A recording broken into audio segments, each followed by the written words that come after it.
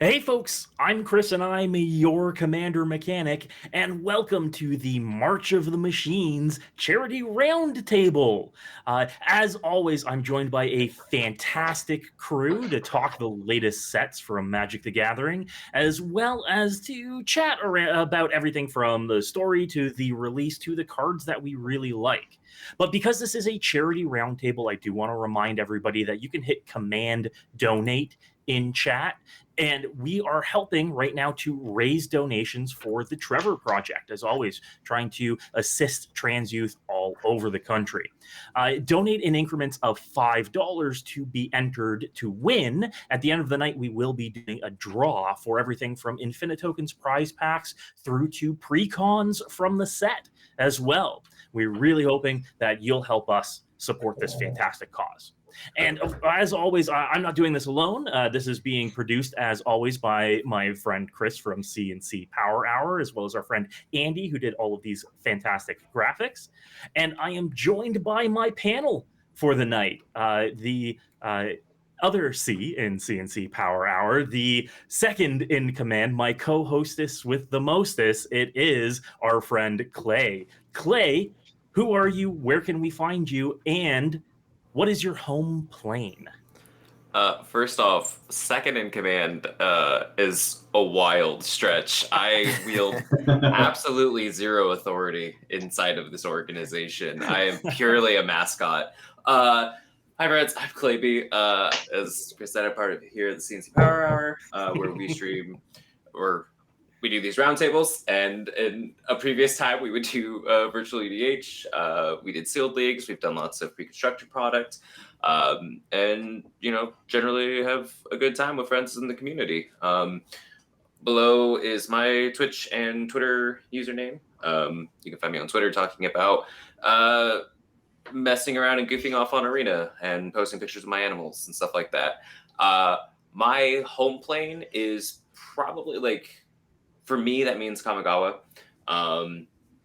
Specifically Neon Dynasty. When we came back, when that was announced and that artwork started getting previewed, I felt a connection to Magic that, while obviously is my favorite game, put all of my time and energy into it, I felt a different kind of connection to the game. And so art-wise and just everything, the story, everything about it, that's where I'd pick. That's where I'd be. Nice. Well, thank you very much for being here, as always. And returning once again for the three-peat at this point, it's our friend Kuro. Kuro, thank you for coming. Welcome as always. Can you let us know who you are, where we can find you, and what is your home plane? Thank you very much. Yes, I am Kurohitsuki. You can find me at twitch.tv/Kurohitsuki, Twitter, and all of those wonderful places, especially TikTok now. And yeah, I just do Commander-centric content, but we'll be branching out into some more things in a short order. So yeah, I'm just really excited. I love playing Magic, and I love being able to be part of this community. And this C&C Power Hour over here has been one of the highlights of it all. So. And I love gushing about lore, so yeah. Fantastic. And what is that home plane? Home plane, I would say it's Scars of Mirrodin. Okay, if specifically Mirrodin, but if we have to call it New Phyrexia, then I'll be from Esper for sure. Very cool. Specifically Esper. Cool. Yeah. Awesome. And joining us for the first time, we've got Greg. Greg, some of you might know as the Painter's Servant. Greg, why don't you let us know who you are, where we can find you, and what is your home plane? Awesome. So first of all, thank you to Chris and the team for bringing me on. I think it's an amazing opportunity to be a part of this and to help support the cause.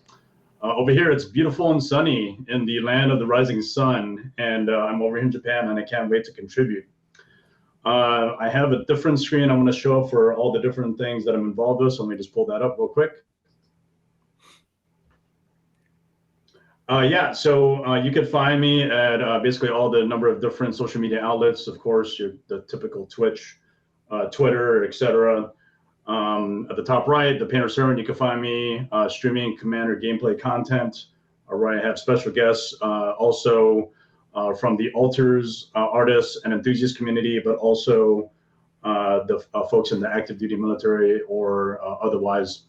We play a lot of Commander gaming on my Twitch, and I've even had Chris on before and several other folks, but those are the two communities that I represent. Also below that, on the right-hand side, Sablan MTG Alters, I manage my team of artists, Kumiko and Michiko, and they do a lot of really great work with hand-painted works. You may have seen some of our stuff floating around. I think as we get closer to the end and the outro, I might be able to pull some up, and we'll go from there. But you can find us pretty much everywhere as well. And then last but not least, the Alliance of Military Magic Players on the bottom right. Essentially, we're a community that helps basically bridge the gap between folks that have served or support the military and people that play Magic. And I'm one of the co-founders of that group. Scan the QR code as well. You can see some of our stuff. But if you're in the military, active duty or otherwise, you can reach out to me and maybe hopefully get you on my stream as well. I did want to very quickly also talk about at least two other things. So not many people really know me as much, but I'm on the Commander Advisory Group. So let me pull up where you could find me in my bio. So on the mtgcommander.net website, where you have the RC members, there's 6 of them. In the Rules Committee, of course, you have Olivia and Jim, and then everyone else, Toby, Gavin, Sheldon, of course. And then you have the Commander Advisory Group members. Everyone knows Josh Lee Kwai, and then everyone else. They've made several appearances in other various social media outlets as well. But I'm over here towards the bottom. You can find me in cool kimono with my family. I'm from the island of Guam. I'm happily married and have 3 kids, 3 wonderful kids. Currently, I'm active duty military of almost 17 years. I come up on 17 years in about 16 days or so. But stationed over in Japan, doing a lot of great stuff for the military, but also for the Magic community at large. And then very quickly, one of the things that I've contributed as far as not just to the alters communities, but also the military communities, as far as alters are concerned, I did lead a Commander Alter project that involves all of the Rules Committee and Commander Advisory Group. So basically everyone who has a favorite commander, we had about 16 different artists from across the world be able to participate and provide a hand-painted altar to each of the RC and CAG members. So one great thing about what I do is try to bring visibility to these great artists, and I want to make sure I was able to highlight some of those great works by those folks. So if we could get more support for those members of the community, definitely reach out to them. Go check out the website. I'll post it later on, hopefully in the chat, and we'll go from there. Last but not least, and I apologize, Chris, that I'm taking too much of your time, but I did want to talk a little bit about the Alliance of Military Magic Players. As you can see there, I have a team of a lot of different folks from across the world, and I have regional leads and some other folks that help lead the team. But we're doing a military magic marathon, abbreviated as 3M. And so if you're around on Memorial Day weekend, come check out our charity stream that we're going to do on our Twitch and help support the Gary Sinise Foundation as well. With that, I'm going to get out of my soapbox. Thank you, Chris, for giving me 5 minutes. Over. No problem. No problem. Thank you, Greg. We do love having you here, your first appearance. And I really wanted to thank you for not only being here, but helping us buy some time as well, because Krim was supposed to join us tonight. Typical. But wait, what's that?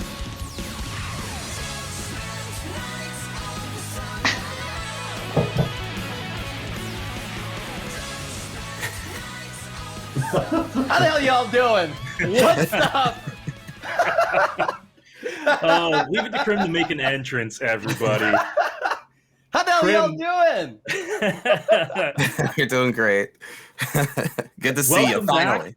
It's good to have you back, Krim. Really do appreciate you coming out. For anybody who doesn't know, why don't you let us know who you are, where we can find you, and what is your home plane? I think that My entrance home just said it plane? all. Yeah. Please. My home plane is Kamigawa, as always. And if not there, I think it might be Tarkir, actually. I'm not really sure. But as you can always find me, I know I love Tarkir, but I love Kamigawa. I'm technically, I think, canonically a character in Kamigawa. I'm not even joking. That's like not me tooting my own horn. There's like a visual novel that you can play. So I think I have to say that. Otherwise, though, you can find me at MTG Goldfish, the Asian Avenger. Like I like doing weird stuff, bad stuff, being a terrible blue mage, making trolls and people on the internet upset with me is really my day job. So honestly, I'm just happy to do that. But I'm also happy to be here and be a part of something greater than just trolling the internet, and significantly greater. And that is for raising money for the Trevor Project. So thanks for having me. Hey, always a pleasure to have you. Thank you very much. Greg, we missed your home plane. If we can revisit that as well. What is your Sorry, I was definitely on a soapbox there, but the home plane that I prefer, I think, it's gonna have to be Dominaria. It's just very old school, very OG. I've been playing Magic since 1994, so 28, 29 years or so, and love the game. Can't really go wrong with the OG playing. Just playing cards like Gaia's Cradle and Serra Sanctum just feels very natural. So to me, and I love that. Absolutely. Yeah. Absolutely. Thank you very much. And folks, as always, I am Chris, your commander mechanic. You can find me on every platform making content wherever they'll allow me to. And I am happy to be your moderator tonight. My home plane is Dominaria for much the same reasons that Greg mentioned too. I've been playing Magic since Ice Age, and Dominaria. Yes. We stayed on for years and years and years, so it's kind of seems like my home plane at this point. I'm very happy to revisit it from time to time. Question, Chris. Yeah. Now that Chris, now that Transformers is in the the multiverse, can I say Cybertron? Yes, absolutely. Perfect. I just want to do that for the troll factor. That's good enough. I Cybertron, baby, let's go. Well, we have a Cybertron command tower, don't we? We do. I have it. It's great. There it is. Canon. There it is. Put a stamp on it. Second question, Chris. Your introduction implied that there are platforms that don't allow you to make content. Can you elaborate? And is there a reason why? The legal battle, part of the settlement was that I can't mention the platforms that don't allow me to make content on them anymore. So fair enough. Also, Perfect. chat. This is Bagheera, my cat, who just opened the office door so that he could walk in. And the sixth member of the panel. And he will come in and out. You can see him here along with my dog Lilu and their portraits that my brother had made as a present. Fantastic. Awesome. I love the paint. Are the paintings behind you of your cat? Yeah. So my brother took pictures of my two animals, and then it's like a commission service, and so then they like put them into like Renaissance style, portraits. That checks. Love it. All right, folks. We are at an interesting point with the latest releases from Magic with March of the Machines. We are tying up a pretty big storyline with March and March Aftermath. So the first thing that I want to make sure that we dive into is the lore behind these recent sets, the story behind them, and the conclusion of this epic story arc we've had going for a little while now. So let me put it around the table to everybody. What do you feel about the conclusions to March and this big invasion, multiversal invasion storyline? Do you like it? Why? Why not? What do you like about it and what don't you like about it? And let's start with our resident lore librarian on this one, Kuro. What are your thoughts on the tie-up to the multiversal invasion? Thoughts on the tie-up? I would say it's it's a little bit of a mixed bag. Do I like that? Like we have a resolution like now, we don't have to necessarily like wait for another year or anything. Yeah, and Phyrexia's defeat and just the idea of like the multiverse kind of coming together and fighting them off and everything. We're seeing like the champions of their respective planes kind of really rising up. That part really cool to see. The invasions I like the extra kind of like information we get with the invasions. But then of course, there's always like you want more, right? So like more kind of like on theme character deaths, more visions on like what the actual battles on the different planes looked like, more information on like who won, who lost, returning characters, etc. So yeah, it's a little 50-50 for me, but I am like satisfied more or less at the end of the day. Yeah. Right on. Clay, how about your feelings? There's like a lot of parts to the question to like try to like bring in together, right, as like one cohesive answer. I think that you could definitely tell that they have taken the feedback that was given by the community with regards to Magic Story and what people wanted. With March of the Machine, we got like the main story and then 5 additional stories, and then the couple stories for Aftermath. And so like if you think about it from like how much content that is versus what we got sets prior, how much more they went into it. Mm-hmm. The writing, the stories themselves, I thought were like a notch above where we had been at. I really, really enjoyed that stuff.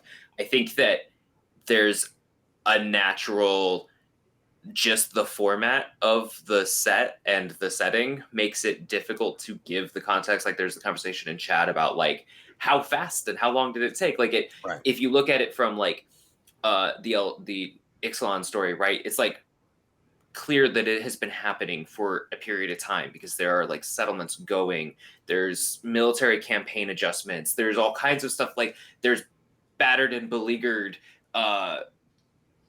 soldiers who like have been going through it, right? So like we have this clear, like in small pieces in the side stories, it kind of shows you, hey, look, there is more time going on. But then like when it's in the context of one set and then it goes and then it's over and you're like, all right, well, what did we do here? But I think that like in the context of this is supplemental stuff for a card game, I think it's awesome.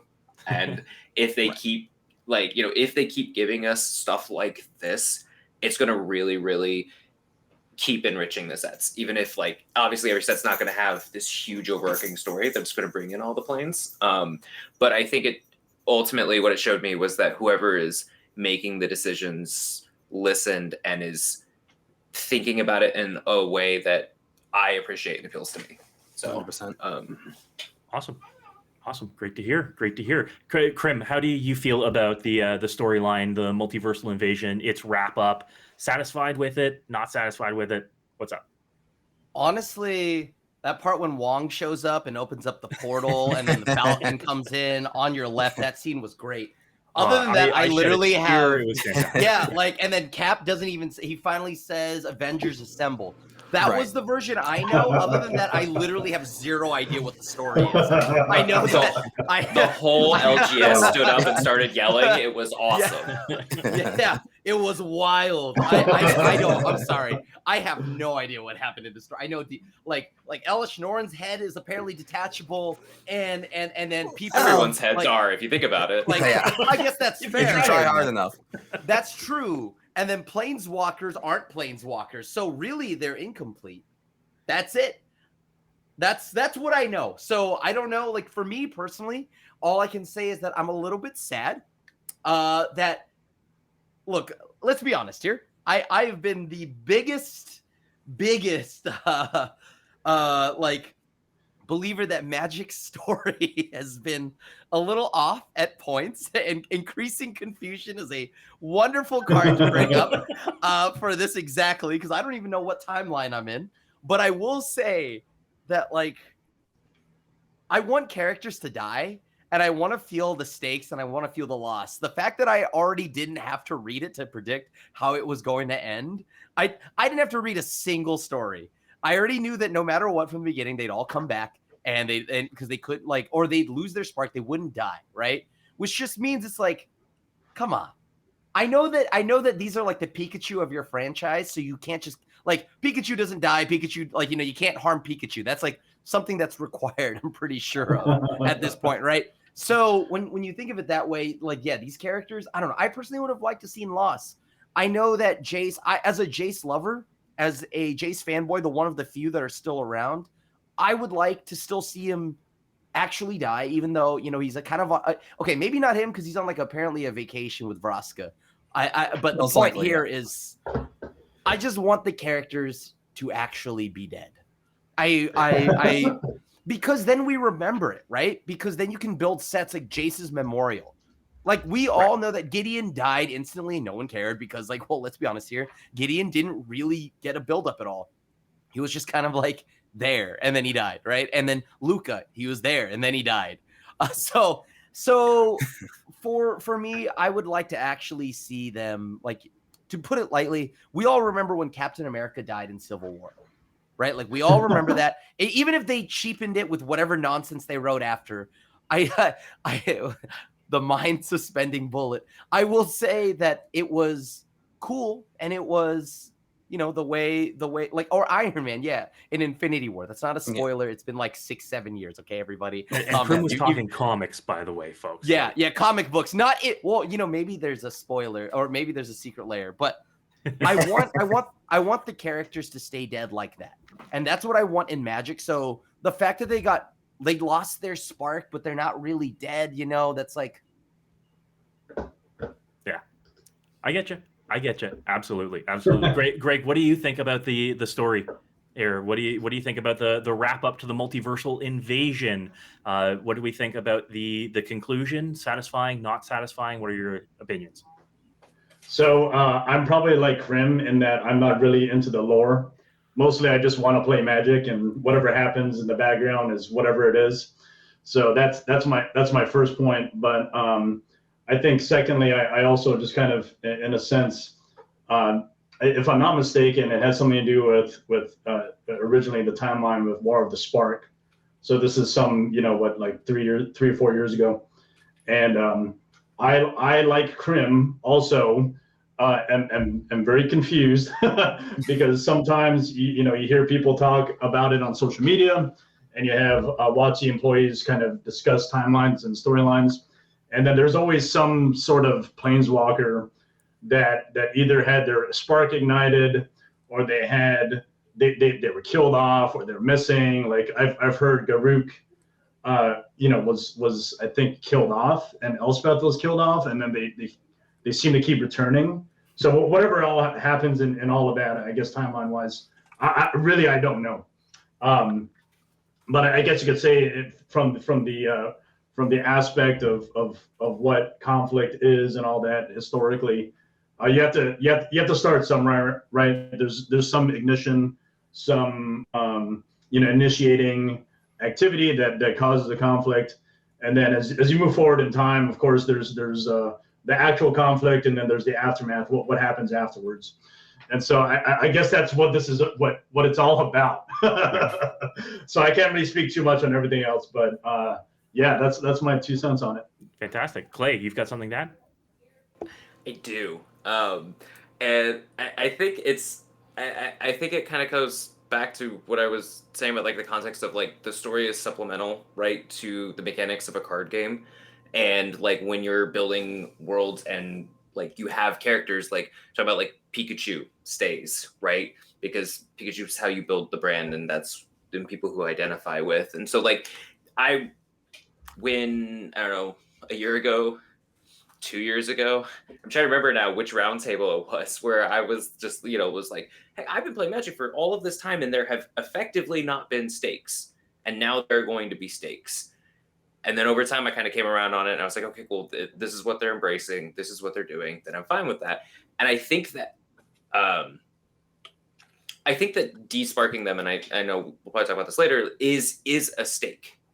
And it's kind of talked about in this story in the aftermath of how much that would mess with people, right? Of like, if you have this ability to go anywhere and go through all of this stuff, and then now, and for some of them, they are stuck places they don't want to be, not their home plane, not their, so like that, I'm really excited to see how that story gets explored going forward.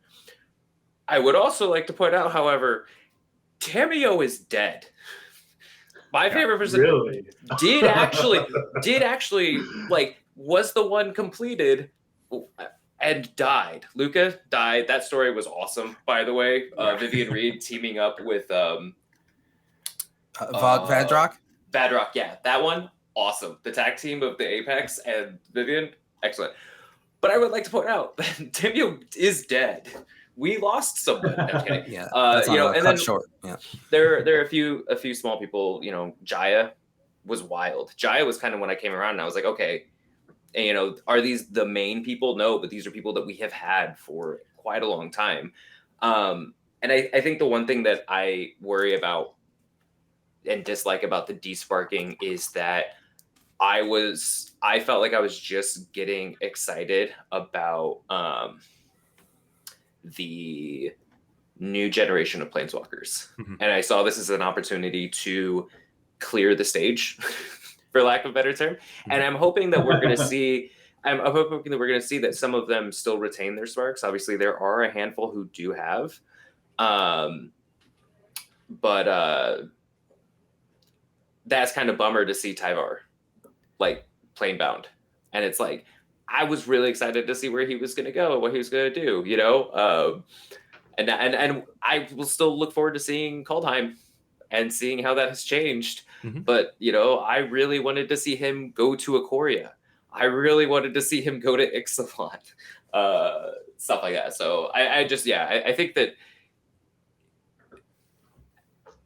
I don't know that they went far enough, but I think that it was reasonable given the constraints of what the story is. Fair.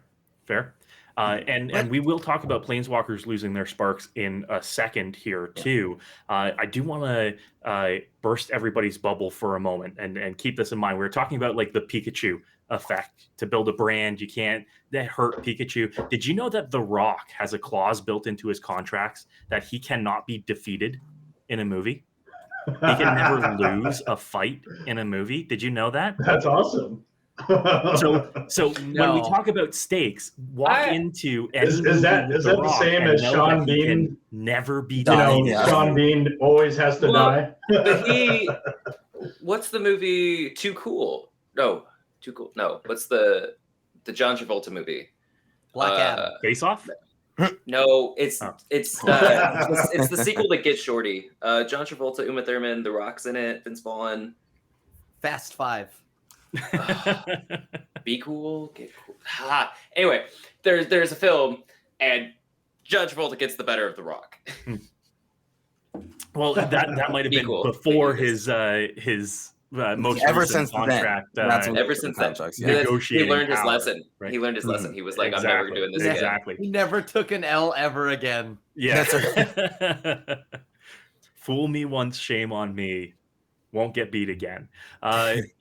So before we talk about our next topic, I do want to remind everybody in chat, first of all, thank you for all the fantastic donations. We've had some incredible big donations already, and we're up above the $200 mark already for the night. Thank you so much for helping support the Trevor Project, this fantastic cause. For everybody else, remember to donate in $5 increments for your chance to win prizes at the end of the night. Hit Command Donate in chat and donate. Thank you all very much. And do keep in mind that we are going to do some Q&A at the end of the night too. There is a chat point redemption for a single point where you can highlight your message. Please do that so that we can collect all of your questions for the end of the night. Thank you so much. Once again, supporting a fantastic cause. Thank you. All right, to my panel once again. We do want to talk about Planeswalkers losing sparks. Clay, you brought up a fantastic point.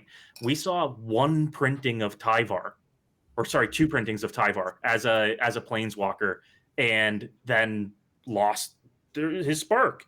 I think Samut was the same way. We saw two versions of Samut. Now we have pre-Spark Samut, two versions of Spark Samut, and post-Spark Samut. True. Like that is a very interesting arc to be on. How do we feel about some of these Planeswalkers, whether they be legacy characters like Nissa, or whether they be newer characters lore-wise, losing their sparks? Greg, how do you feel about this? Not necessarily from a story standpoint, since lore might not be your wheelhouse, but from as a commander player, we now have creature versions of some of these Planeswalkers that we've never had before. Look at Kiora. We now have a creature version of Kiora for the first time ever. How do you feel about that? Good move? Oh yeah, I think it's absolutely awesome that we were able to play with some of these desparked Planeswalkers, and I think primarily it's because in probably the mid stages of Commander, that's when they introduced what was it? You could play Planeswalkers as commanders, right? It has that text in the bottom of the Planeswalker card, and so when you start looking at it, you're like, well, what if they actually made these as creatures? Then that would be awesome. And no one ever really thought of that before. And then when this set started to come out, and they were announcing that for Aftermath, I think it was great.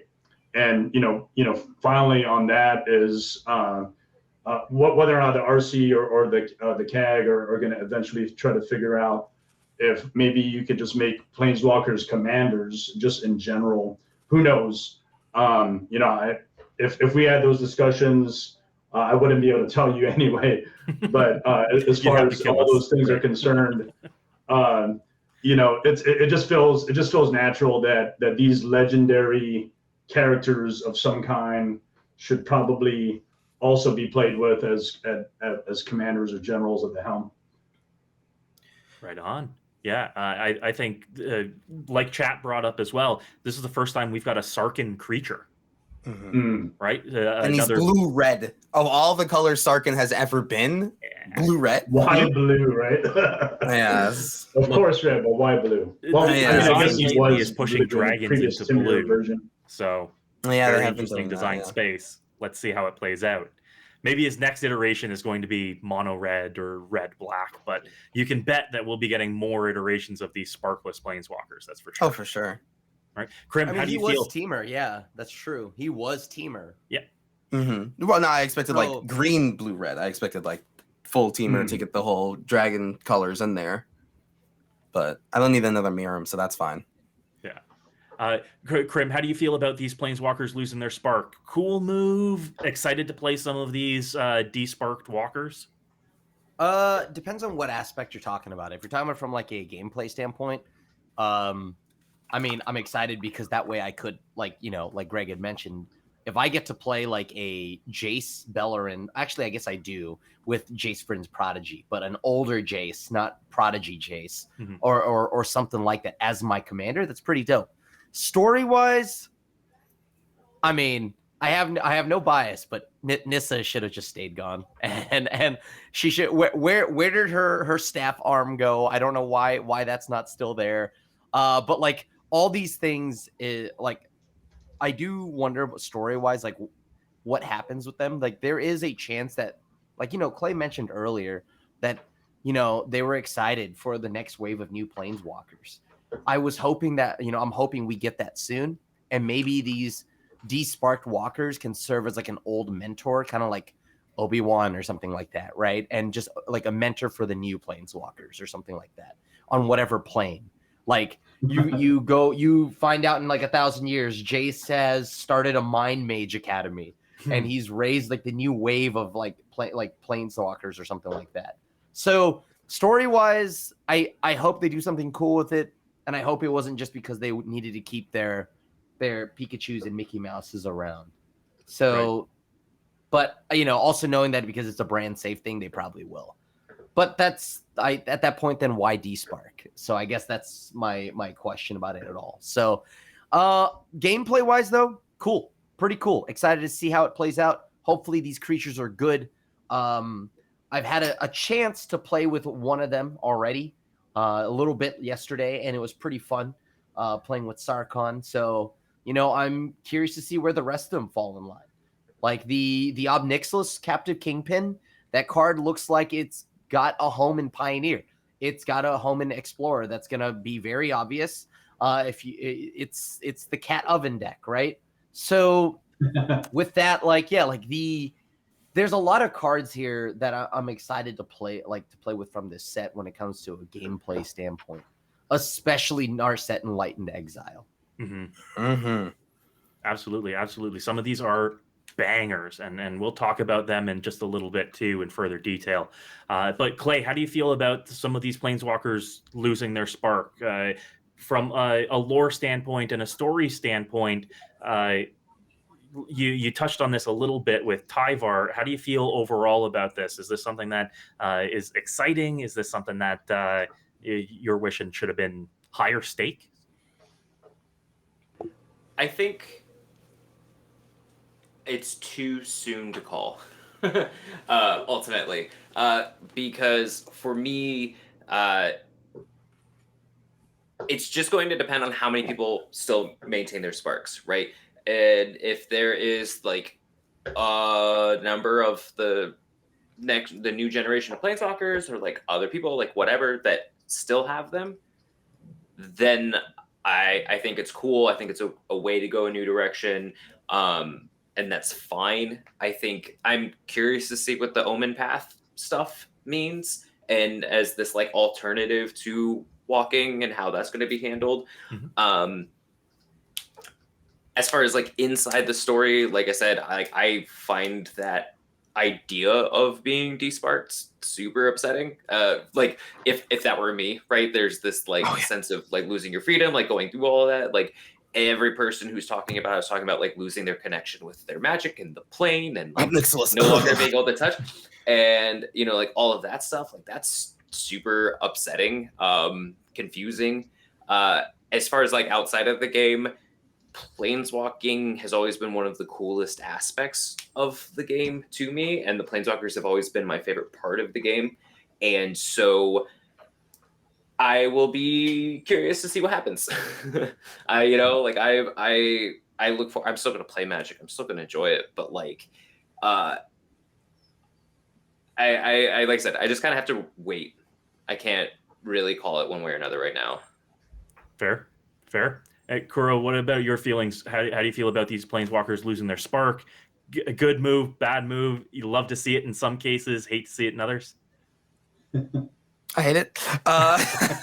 So, like, Nico Bolas is a planeswalker, right? He has been messing around. Well, he's been messing around with planeswalkingness and sparkness for millennia. And he had a plan to absorb a bunch of planeswalker sparks in order to just repower his one back, right? And it was pretty cool. He didn't like tap into the spirit realm or anything like that. It was just the planeswalker spark. And then now in a act that like the Phyrexians didn't plan this part, like that wasn't their goal. And in an act of like just because these planeswalkers have lost their sparks, right? And like it wasn't planeswalkers that were necessarily like there fighting, which I think is like that's really the most heartbreaking thing, right? It's like Narset and Sarkhan. I mean, especially Narset. Narset just loved exploring the multiverse, but we never really got to see a lot of stories of her actually doing that because they just kind of didn't really give her more to do.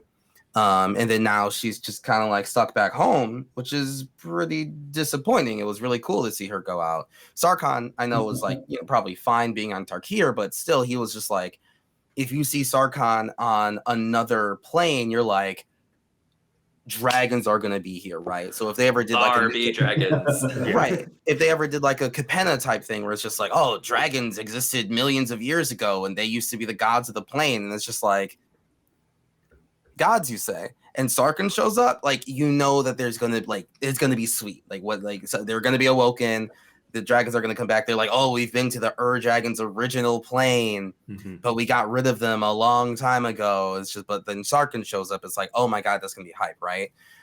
Which, you know, like, technically maybe they can still do if they just like kind of walk through the portals, but it's just not like the same, you know.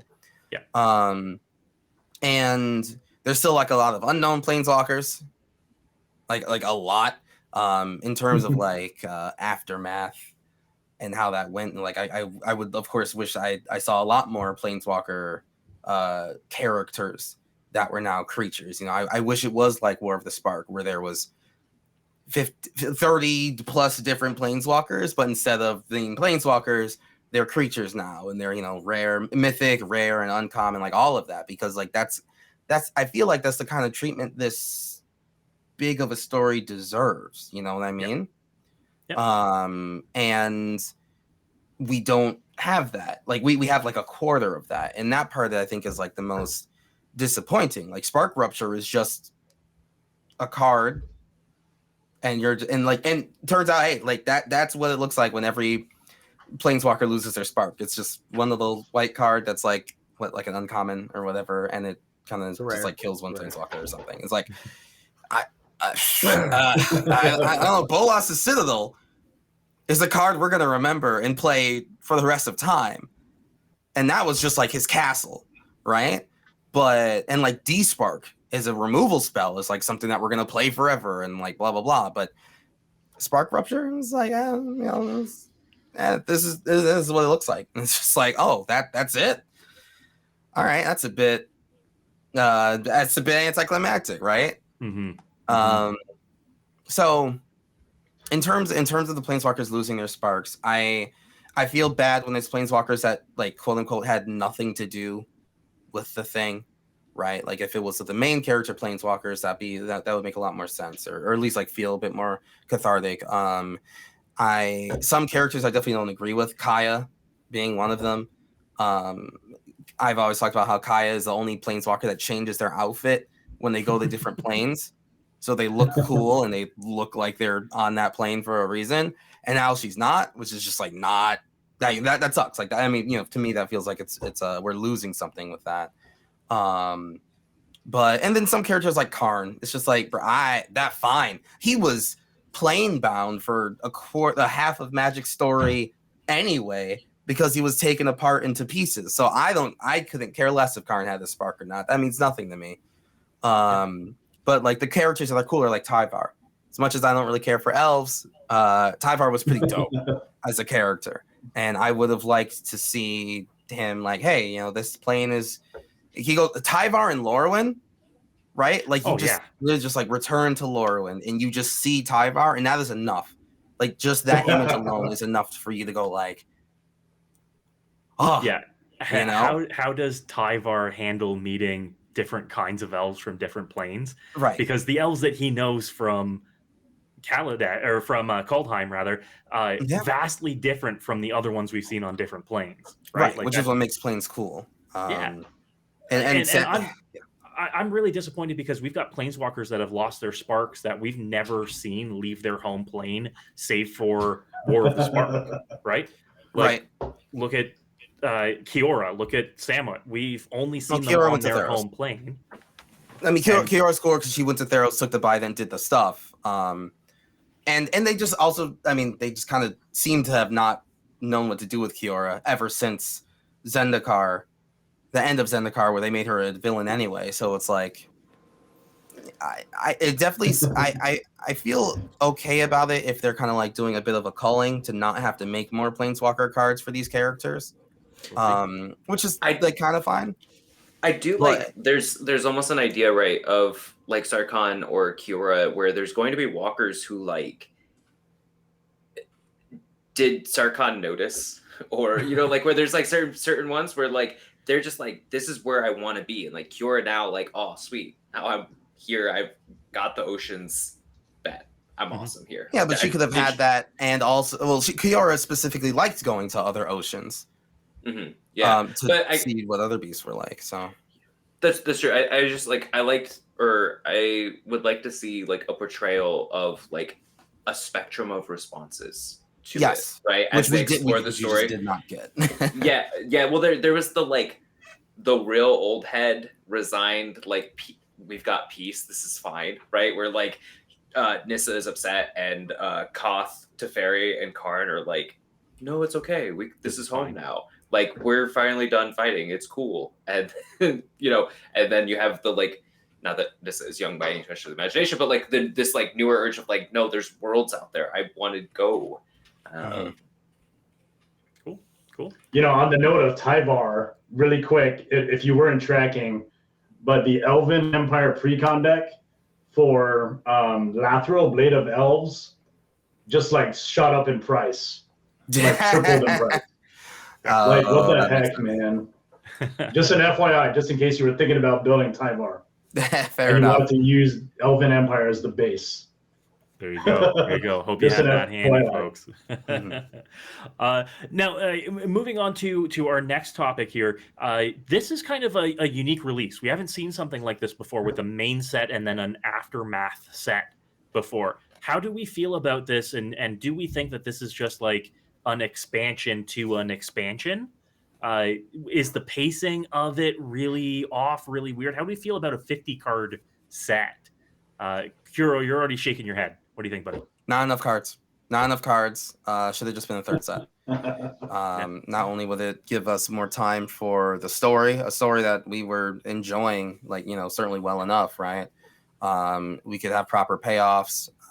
Again, my idea of just 50 planeswalkers, but they're creatures now at different, rarity levels and everything to really explain what that's like. Getting more of an actual aftermath feeling, Niv Mizzet Supreme, that's cool, but it would also be nice if it was a common or uncommon of guild pact citizen who's just wow, that war was wild. I can't believe that Izzet guild is gone, right? Some actual room for flavor text to give us a little bit of a status of the planes. I thought all the flavor was already there because Niv Mizzet Supreme just comes with sour cream, right? Oh my lord! Wow. Now that's a callback.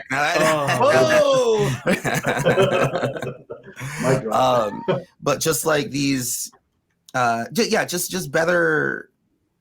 50 cards is just not enough, and it definitely needed to be a full set to feel the normal level of catharsis and set ending that we're used to having throughout all of Magic. You know what I mean?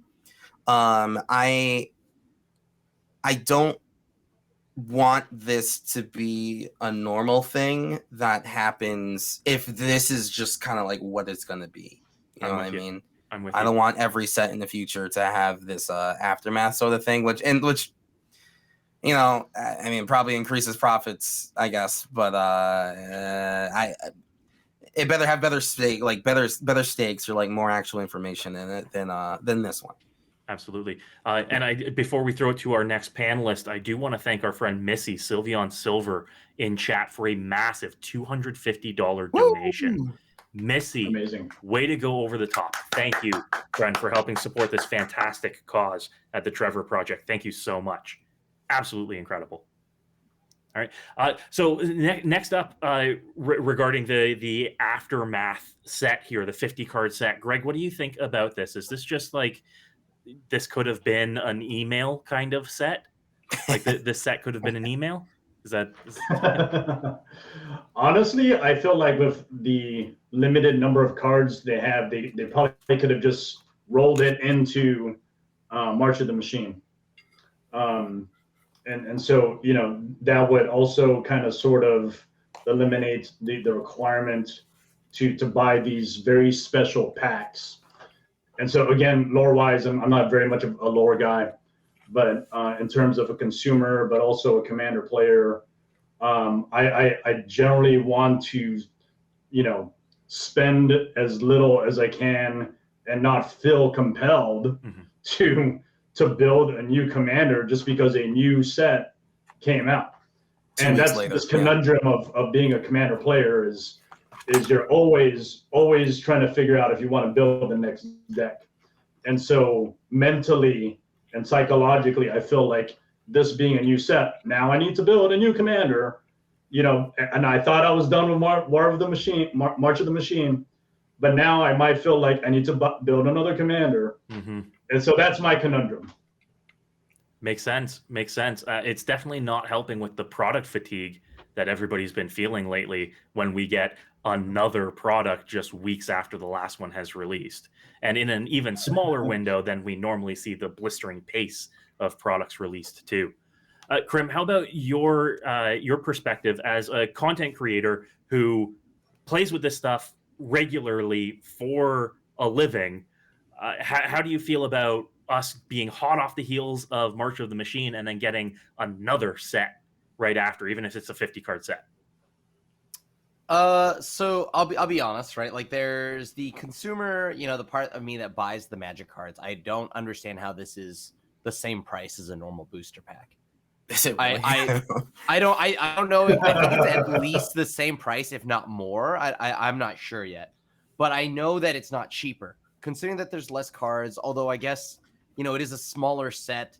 However, me as a player, a content creator, I do like this. I do like this set because of the fact that it maybe not what Aftermath is exactly from a lore standpoint or whatever, but like I'm talking about Aftermath as what it means for the future of Magic, especially with the recent announcements of Standard now being 3 years long. You're telling me that I can now have a supplemental product, then go directly onto Arena, maybe break like an emergency reprint. Imagine Field of the Dead was never banned, so they emergency put Field of Ruin back in, right? They could do it in an Aftermath kind of set. I don't care how you package it. I don't care what you do. Just let me know that you're at least like gonna try, right, to breathe new life into Standard. And that is something I do like. I like what that means for the future of what Magic is and when it comes to Standard. Now, as a Commander player, it matters as much as any other set, except this one might be easier to get, right? Like, realistically, she's like, there's a few cool cards here and there. I don't know what kind of Commander players, how y'all are, but I don't build a deck every new set, right? I just build basically coward. Yeah. I build when I see either a cool effect, a cool commander, some cool standout ability. Whenever like Opposition Agent, I was like head over heels screaming my like jumping up and down, right? I love that. I love that. That's sweet. More gotcha cards, great. But just because it's a new set, I guess I'm not compelled. So I don't feel FOMO, right? Like, to be honest with you, as I look at the set, there's literally one card I want. And so I think this is a product could have been definitely, I could see why people just say lump it in with March of the Machines, which is totally fine. But I also just like the idea of it just being this supplemental product that's small, that can allow Wizards to maybe put like an injection of 50 cards, 60 cards that don't have to be tied to lore. I know that they did core sets a while back, and core sets were kind of just a way for you to get like mana, like negates, duresses, things like that. So if they're willing to, if this is going to be their way of doing that moving forward, I'm here for it. I'm totally here for this kind of product. I'm not here for how much it costs, though. So would you say that like because you were talking about like, if Field of the Dead is a problem, so they bring back like a land destruction card. Because like because the set came out just like a month later, right? It's right. They're already done designing Standard for that set already, and basically this set is only going to be so different. So it's not like it's going to be like a patch for a Standard to say like, oh, this is a problem. Here we'll introduce this card, because the sets are pretty much like going to be thought of as done at the same time. that actually might be something that they are capable of doing, though. Here, Aftermath itself is 50 brand new cards, but the Aftermath set philosophy here, where it's just 50 cards that can be released on their own, is definitely a way for them to look at, hey, we've got 3 years of standard and we haven't designed any answer to these problem cards. We're going to do an Aftermath set once a year where they can do these emergency reprints. I think that that's an interesting angle to explore. We haven't seen it yet, but speculation wise, I think it's potential. Yeah, obviously they could easily not do that, and this is just like, you know, but like I'm hoping they take this time to do that now that this kind of product exists, and with standard being 3 years long, two things that will need to happen: more aggressive bannings and maybe more aftermaths or whatever they are, so that you could fix the problems that are coming out. But that's only if the planned card, like if they can predict an issue beforehand. True. Right? Because like if they see it coming, Look at the way that secret layers are released. They move very quickly on printing things like secret layers. The only thing for them that is any lead time is getting new art for these cards.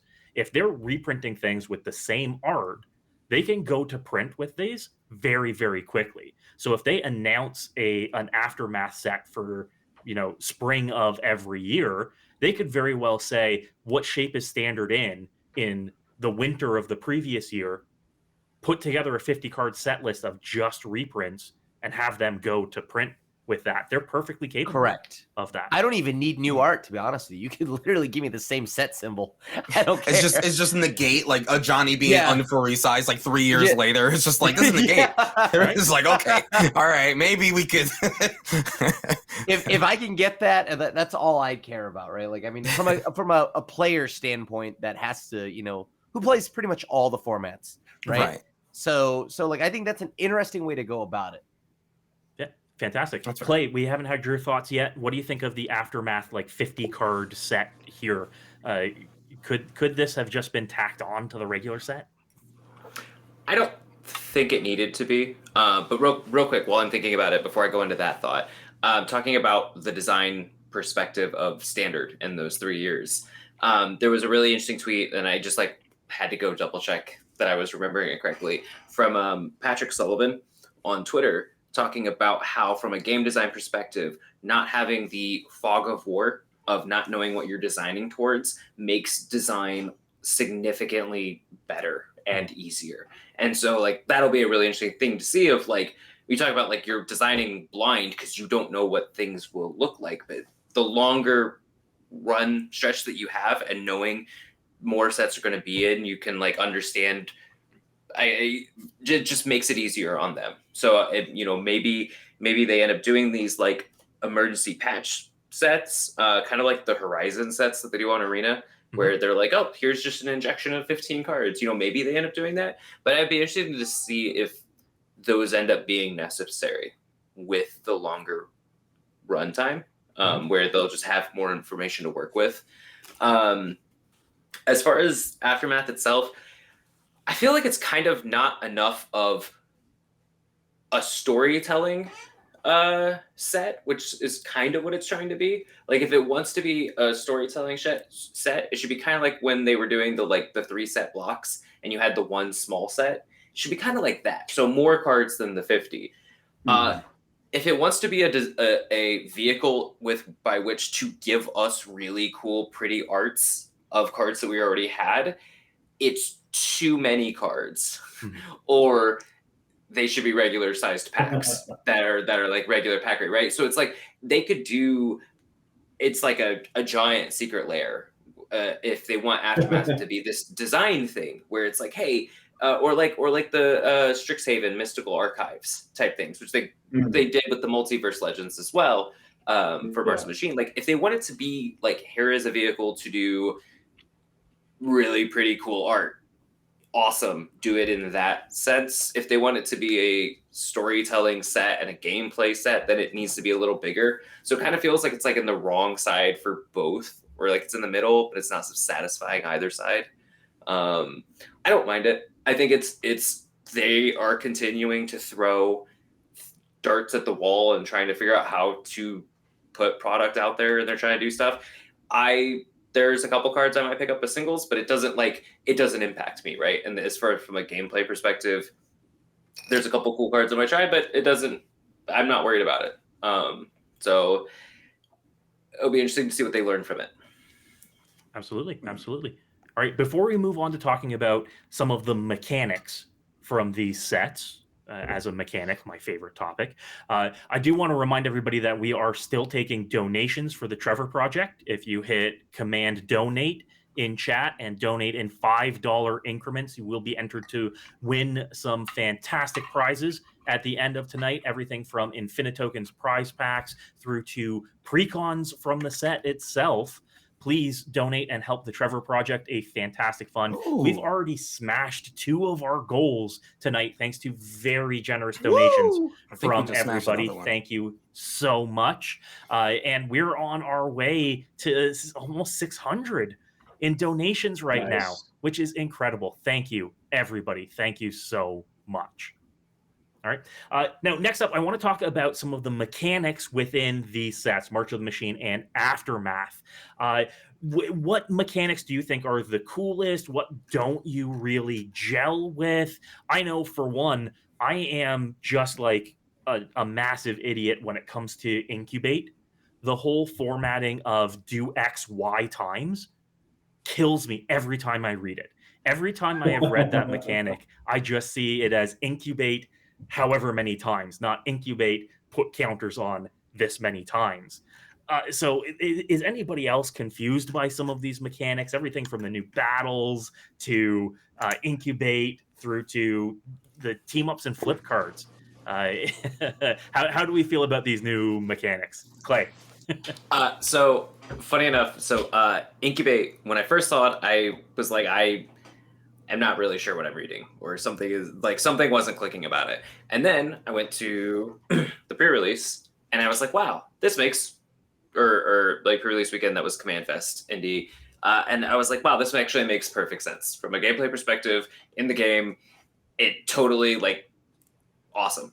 From a deck building perspective, I discovered that my brain is I have, after a bunch of drafts and sealed, still unable to properly evaluate backup.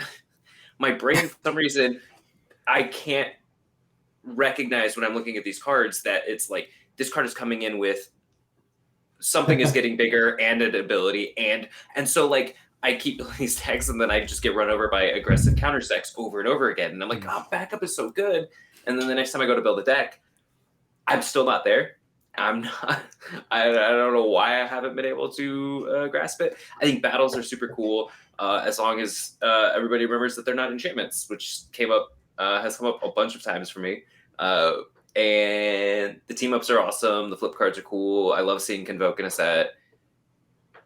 I think that's all the mechanics. Oh, and there are a lot of mechanics. They really went pretty wide when it came to mechanics out of this set. So there is a lot to enjoy and a lot to wrap your head around. Complexity in this set is through the roof.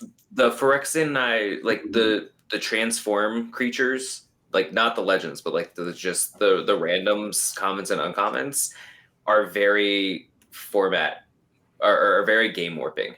In sealed and stuff, somebody's like, oh, 2 and a blue for a 2/2, and you're like, okay. And then the next turn, if they don't have a card to follow it up, they're like, pay 3 mana and a life, or 2 life, or whatever, and then they have a better creature with another ability, and it allows people to build these decks, and especially because of the fact that the transform cost is the colored side is actually Phyrexian mana, so people can splash a lot easier, and you end up getting effects that are across 3 or 4 colors. It makes for very bizarre limited games in my experience. Not to mention all the multiverse legends running around. Yeah, makes sense. Absolutely. Greg, how do you feel about the mechanics out of the set? Anything that you just haven't wrapped your head around yet? Anything that you really like in practice? Yeah, no. You mentioned some of it is a little complicated. It's almost like that one card, Ozolith, the Shattered Spire, but also very similar to Hardened Scales. If you're on stream, obviously, when you try to read this out loud, you're like, whenever you add a +1/+1 counter, add +1/+1/+1 counters. And you're like, what in the actual hell? Yeah. And we got 2 of those effects in this set as well with Call Me of Whispered Hopes. So we got Yeah. 2 So you're additional looking at these cards and you're like, okay, how do I make Yeah. sense of it? Backup also is a very interesting mechanic. There's 3. Sorry, Botanical Brawler also increases Oh, counters. that's right. And Oh, the yeah. flip side isn't one of the flip side of one of the invasions too. So, something, but like you Yeah. read those cards, you're like, okay, how do you keep track of all the math? Yeah. And then you're like, okay, well then you look at things like backup, right? And you might end up forgetting about what that ability does. Mm-hmm. So as you're proceeding to whichever phase or whatever you forget that you could also add those abilities onto other cards. But I think in general, what I really like as far as mechanics go is, in a sense, you have double the types of effects, and it's almost akin to opening up double masters, because when you open up double masters, packs, there's 2 of a certain type of rarity, and you're getting double the type of cards. And so when you look at all these other things, whether they're DFCs, flip cards, etc., that extra ability, that extra trigger, that extra activation, whatever it is, at face value, like these doubling effect type cards, they kill off single face cards really easily. And so when you start building, decks around these, you look at standard, but also, commander is, now you actually have a good chance of running a single commander instead of 2 commanders, and trying to figure out who's the appropriate commander to build with. So for instance, Moira and Teshar, which is my favorite commander in the set. Like if I wanted to put Moira and Teshar separately because they have existing cards, I would have to figure out one single commander that would make them work best. Mm-hmm. What commander that is, I don't know. But then if you put them together, now you have an instance where you can actually play both of their effects. And in that realm, you can easily build decks around. Makes sense. Yeah, love it. Krim, how do you feel about the mechanics in the set's complexity? Anything that you're having your trouble wrapping your head around, or anything that you feel is incredibly good? Well, okay, so the set for the most part has been pretty simple for me to pick up. It's just the wordiest parts, right? I think this set is actually fairly tame in comparison to what I was expecting. Or maybe I've just conditioned to seeing these cards every day of my life because, making content, I see it every day, right? But the sets that I think the most complicated thing that I've had to deal with has been mostly like when the Amonkhet, what is it, Invasion of Amonkhet? Mostly it's battle related, right? What happens if somebody steals a battle? What happens if somebody steals a battle and then do they choose a new defender? I'm when it comes to commander, of course. Mm-hmm. And my favorite thing so far though has been Invasion of Amonkhet. I flip it over. I copied I think it was a Graveyard Trespasser, and it just stayed Graveyard Trespasser no matter what night or day. So it was a pretty like sweet set when it comes to mechanics. Battle was the one thing that I wanted to see the most. How did that play? Oh, we're considering that is a new mechanic, right? Or is that considered a new card type? New card type. It's a new card type, but in this set, it's a new mechanic. Absolutely. Right. Okay, cool.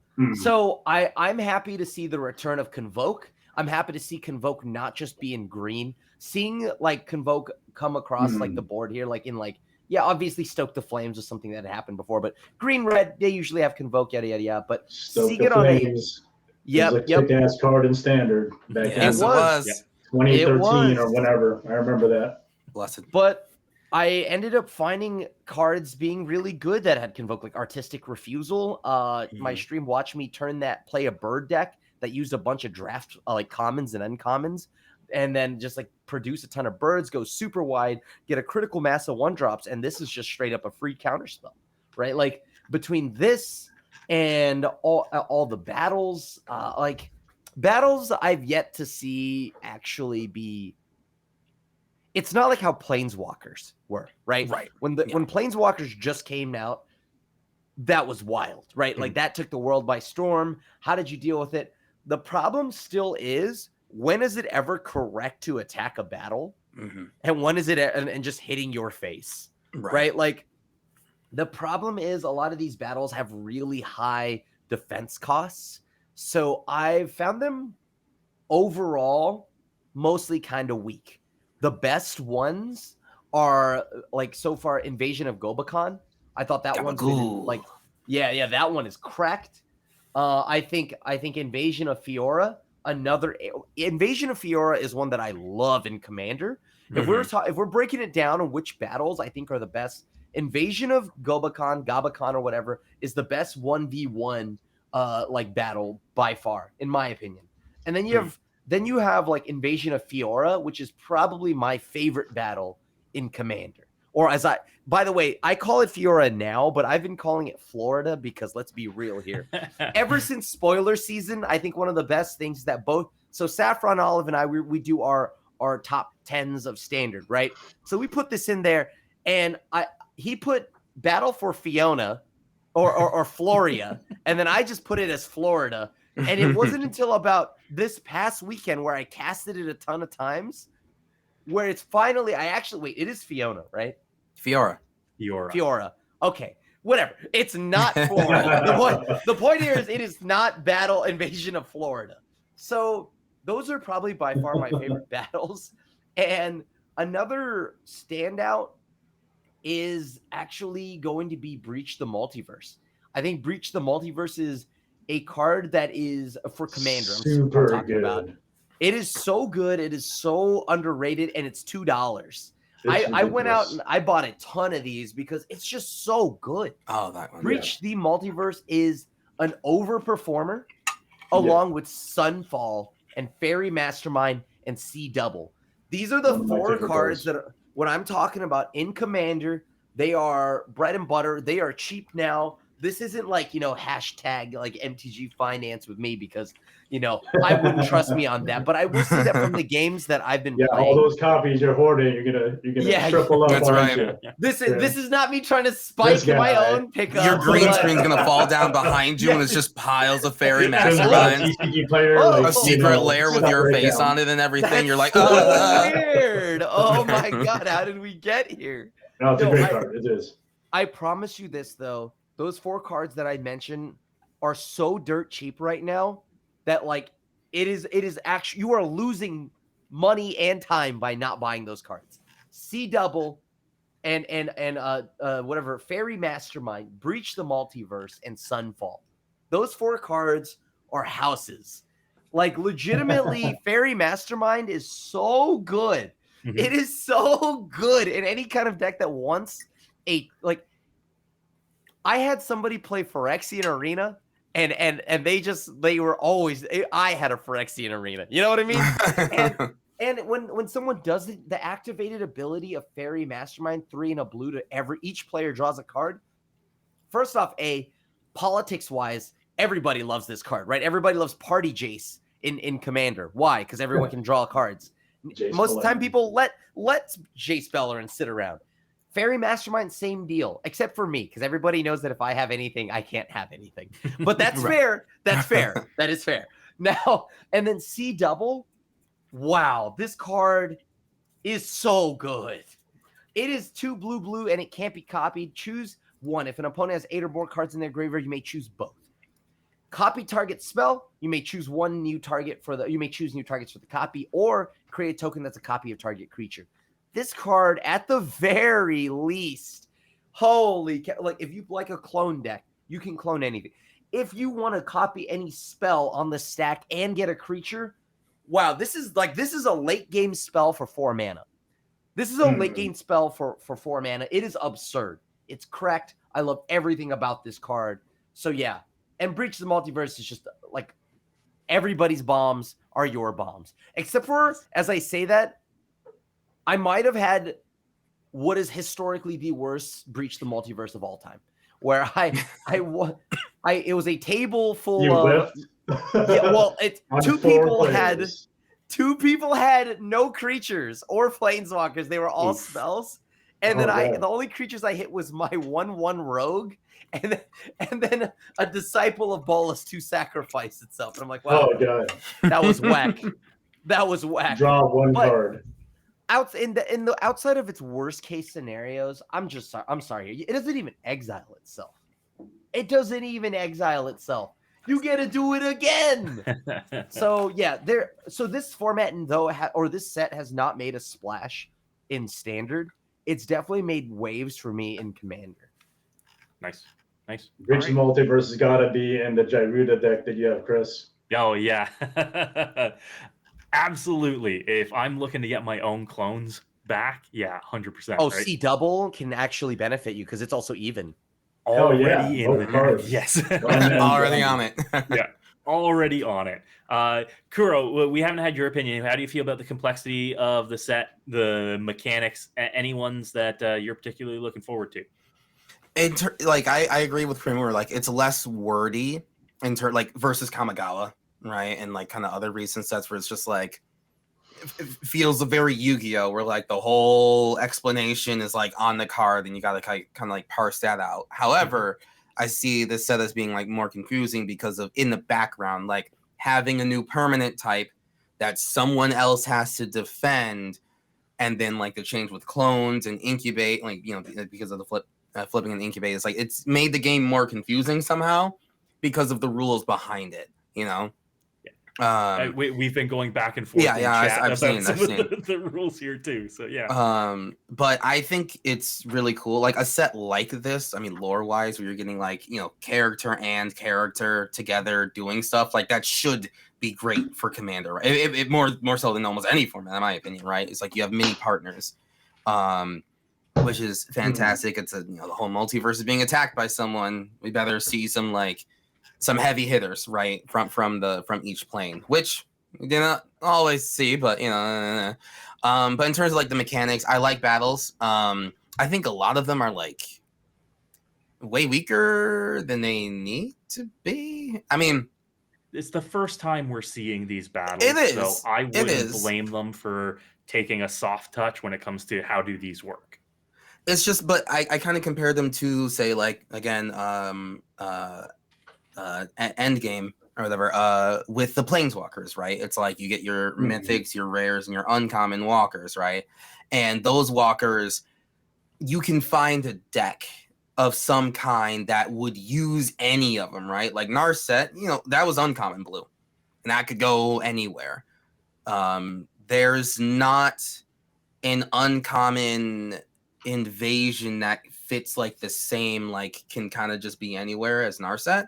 And I think it's largely because of the cards on the back of them. I think when you cast them, it's kind of fine, but the things that you get out of it are just like really underpowered and not particularly worthwhile. Like the 4-mana Invasion of Xerix, right? It's like, okay, 4 mana, you bounce something. It's like, okay, maybe like on the back it's like something a lot better, but it's like, no, it's just like an angel that has star equal to, like, I don't know, creatures you control or something. It's like, yeah, no, that wasn't worth the 4 mana and the 4 life that I spent to, like, cast it. But there are a couple ones like Invasion of Amonkhet, which it is like, a bit more synergistic. You mill someone, you get a clone from the graveyard. Like, that is pretty cool. And you can certainly find pieces for that. But I just feel that the Planeswalkers found a more universal home in a lot more decks than these invasions did. And I think it's largely because on the flip side of them, they're just pretty weak, by and large.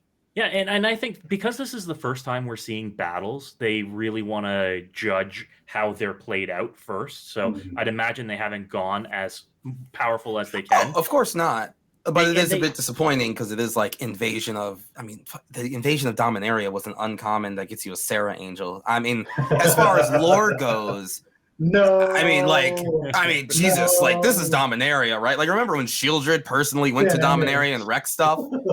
So now you're telling me like the finishing invasion on Dominaria is just like you get a Sarah Angel, that's pretty cool. It's like, all right, okay, if you say so. Come on. like theme wise, I felt like Invasion of Fiora is fantastic because like it does really cool on the front, right? And that can kind of universally go in any black deck, right? But like the creature you get on the back of it is Marquesa, right? Who is like, oh, that is a character I recognize. She is the queen. I want her to be on top. Like, let's freaking go, right? I felt like more of the invasions should have been like that. Where it's like, okay, this is the planes like true defenders like coming out to fight against the Phyrexians. But for a lot of the invasions, we just kind of we get a Sarah Angel. We get a Sarah Angel for Dominaria. You know, like that doesn't make any sense to me. Clay, something to add? What's up? Oh, Clay? I would say Kuro can finish before I respond. But I do like the transform mechanic in here for the Phyrexians. I loved that part. I love that all the transforms were more Phyrexian. I would have liked to see more Phyrexian characters. We got like Brimaz for the commander deck. I would have liked to see and Ayara and everything. Like that was cool. Yeah. Finally Rona gets like the feature that she's always wanted. Right. I could always stand for more characters to kind of be, in a way like permanently gone, especially if they're all like falling asleep and everything like that. So some more changes like that. I love backup. I think backup is super cool. I think it's like one of the most creative ways they've done a +1/+1 counter theme in a while. I love backup, and I really wish that there was like a backup style commander, like just giving out abilities and everything. But the one from the commander set is like dog awful, and basically has nothing to do with backup. So that's unfortunate. But I do wish that there was someone who was just like an Odric, giving out abilities and everything. But like it was a +1/+1 counter to the way. I think there's a lot of design space for that. The new Convoke style of like convoke a creature, convoke the spell with creatures, and then on the resolution, these creatures like get an extra ability, kind of like mini backup. I think is super cool. Like that is a nice way for Convoke to be more than just Convoke was in the past. You know what I mean? I think that's super cool. Incubate, I love. I think it was a pretty neat. Oh, Crim's actually gone. I think Incubate was an actual like pretty decent feeling on like invading other planes. Like there's a board wipe and the dust settles, but like the Phyrexians are still there with like an even more powerful creature ready to attack. Like I felt that was pretty good, and feels better than Infect, that's for sure. Like it feels a little bit nicer than Infect and being poisoned to death for everyone. So I think that was pretty neat. Great. I think that was basically all the mechanics, right? Awesome. Clay, you had something to add now? Oh, I was just on the like subject of on the subject of kind of like the trade-off of like the cost versus like the front side versus the back side, right? Like how costing that and going through that. And I don't know, I really like Kuro's thing about like if the backside were like the legendary defenders, but I feel like that would have been perfect if we did the separation for this set and like made Aftermath like a full set and made Yes. a full set. Yes. Because I was like my brain just like listening to you, I was like, oh, that would be so cool. And then like I started thinking about like the number of multiverse legends that are in the set, and then the normal legends, and then if the backs of the battles were legends, and I kind of had the syndrome moment from The Incredibles. If everything's a legend, nothing is. Well, it's Planeswalkers like are backslides legendary. are defenders. They're additional defenders. I didn't even think about it like that. Yeah, and I personally, I really like the fact that like the backsides of like especially the uncommon battles are creatures that are thematic or like important to that plane. I wish that some of the plane's front sides were just a tiny bit more. I understand that they're like, you're paying this for that plus a further investment. Mhm. So like they're like, in case you don't flip it, we don't want to give you something broken on the front side. But it does make the combat math really weird. I did one sealed event where I just attacked the battle. I was just like, because I was running like 6 or 7, and I was like, no, we're gonna just attack the battles unless like it's super obvious I should be, like if it's end game, like if I have lethal, I'll swing the person. But otherwise, I'm going for the battles to see if flipping them quickly will, work out. I was 0-3, so who knows? I didn't actually get any data for that. But yeah, I think until we get more reps, it's a really hard thing to gauge. I think if the costs and the abilities you get on the front were like lesser, but the payoff was better, because like it is like you're paying mana and gaining your opponent X life, right? Mm-hmm.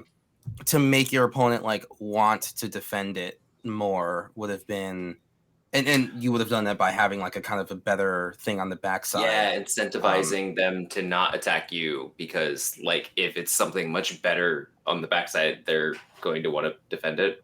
Right, exactly. And like they're still losing creatures, so like you're still changing the board state, but your opponent still did just kind of like not lose life, right?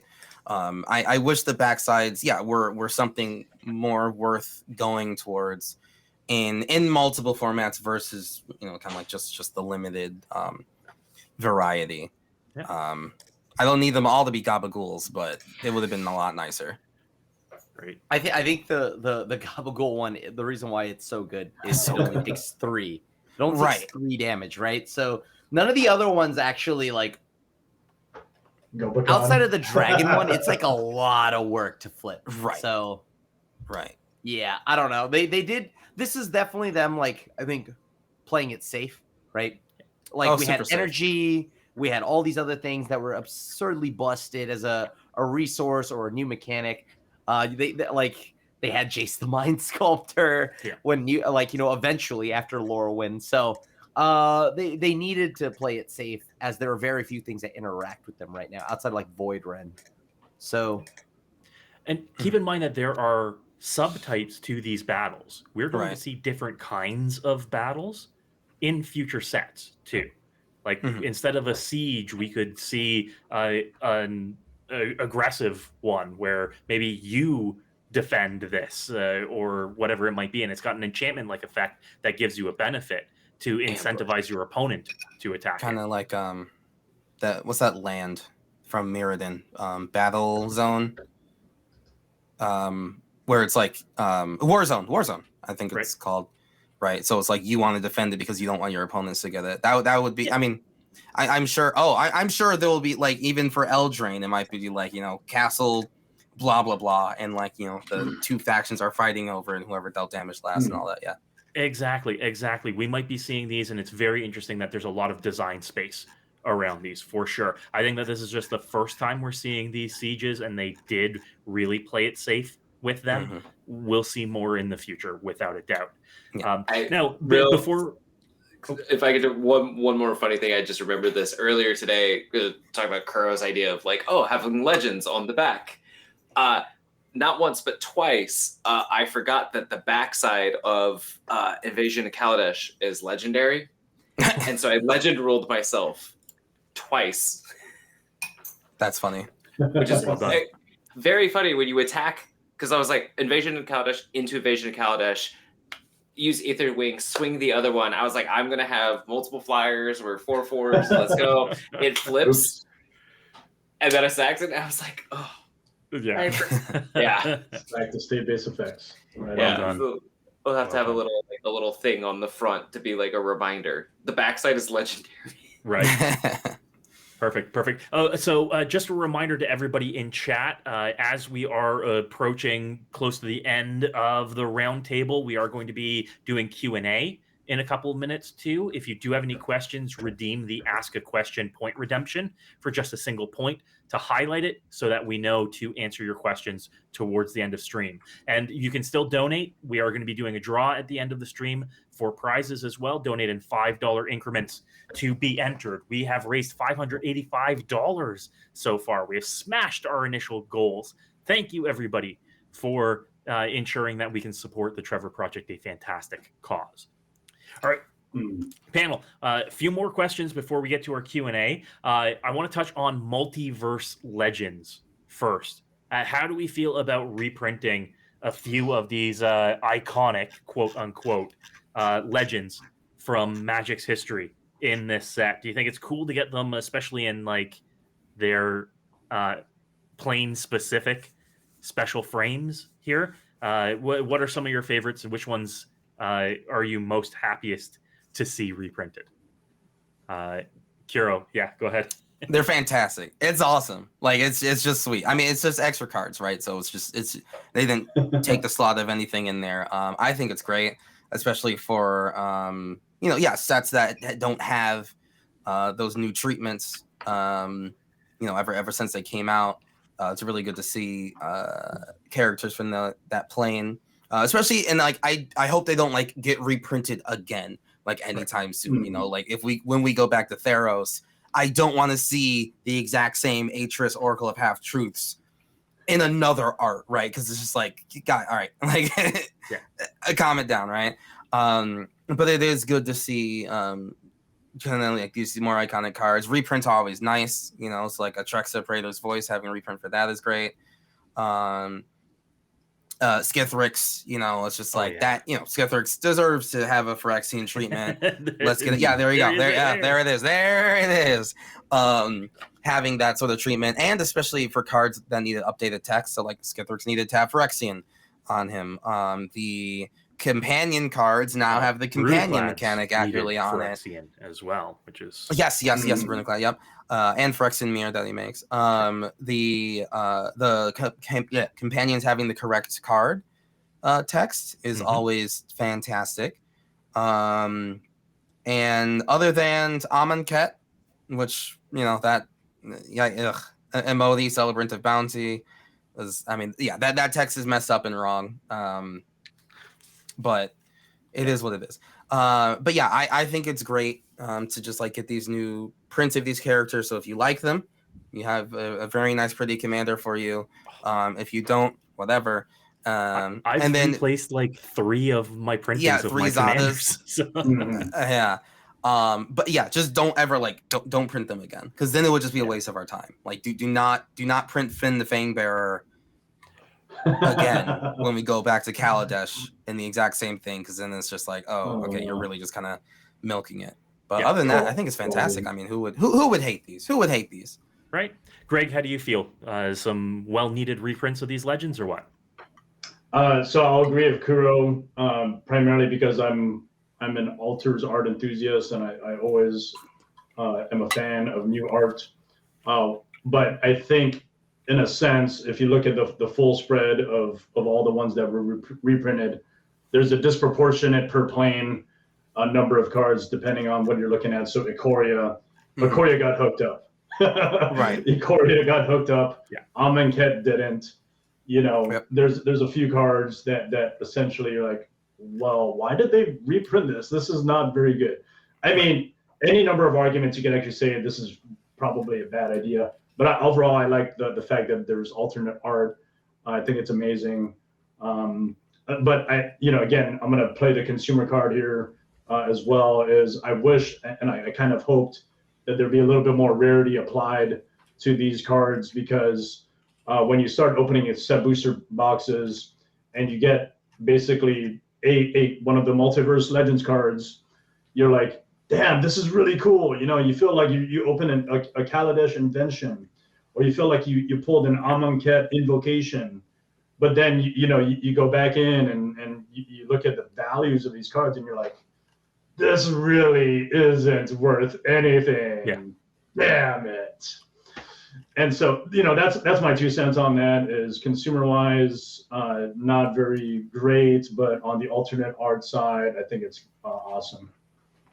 Very cool. Very cool. Krim, how do you feel about these multiversal legends? Great to see. Yeah, there's just I've got some problems. The biggest miss in the entire world is they didn't bring Bolus and Ugin. Like True. The biggest miss this whole set is they just didn't bring back Bolus and Ugin. I don't care what plane you can put them on. You can put them on the Chester Peanut plane. I don't care.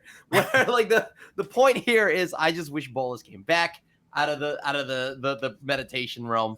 And then on top of that, I do like the idea that a lot of the borders, the art frames or whatever are for the cards and whatever like plane they're from. Mhm. But I do wish that there were some other reprints or some other cool ones. Like a few of these kind of felt like they weren't the ones we wanted. Ragavan, obviously, right? We all Right. wanted that one, right? But like I just felt like there were a few that were missing. I'm surprised there were no Dragon Lords. Yes. We didn't see a single Dragon Lord, like even Dramoka or I don't care. Choose a We Dragon got Lord. Ojutai and Zergo. Right, we got Ojutai and Zergo, so like maybe Ojutai didn't need a new one. Although maybe that's more of a reason to have Dragon Lord Ojutai. But Yeah. Dragon Lord Ojutai is like a $2 card. Yeah. So maybe like Dragon Lord Dramoka, right? Which by the way, Zergo and Ojutai is great. I love that card. But yeah, like cool idea. Love the team ups. Wish that there were other borders of some cards. Like I won't lie, like Thalia, we have many Thalias, right? Like I would have probably rather have seen a Gitrog monster reprint than Thalia, to be honest. True. And not that we don't have any Gitrog monsters either. However, overall, the idea is cool, and the good thing is that this means that there's more to come, hopefully, and that means that at some random point down the line, maybe we'll get more, right? And like Baral, Chief of Compliance, the new artwork for him is so dope. Yeah. Like all of Ixalan just got some of the coolest comic book style, those colors. And even like one of my favorites that isn't talked about is actually the Seizon, Perverter of Truth. The Kamigawa, that art, some of these arts are so gorgeous.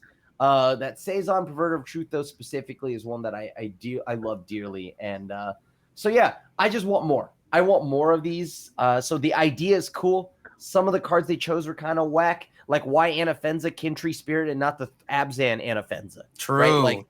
Right? Like there's things that I would have rather them make. Like how about like the cards that are actually expensive in Commander? Like Skithrix, that was a hit. Yeah, that was absolutely. a hit. That was definitely And going a hit. back to do like other Praetor, like Phyrexian things like Azuri, the original. Yeah. Yeah. Those were hits, right? The original Praetors, as you had mentioned, these are hits. I don't know why Dragon Lords just haven't gotten love in a while, so I'd love to see those. It is Elder Dragon Highlander, all that stuff. Where are my Elder Dragons? True. Exactly. How about them or Dragon Lords, right? These are two different things. I know. I found out Croesus recently is not an Elder Dragon Lord, but I always thought he was, along with Treva or whatever and all of them. But I would love to see more of that. Yeah. I'm just saying, if the flip side of Invasion of Tarkir was Kolagon, same exact ability, it's just Kolagon legendary creature. I'm just saying that would have been way cooler instead of just some random ass dragon again. But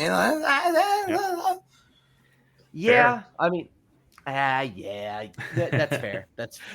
All right, and Clay, how do you feel about the multiversal legends?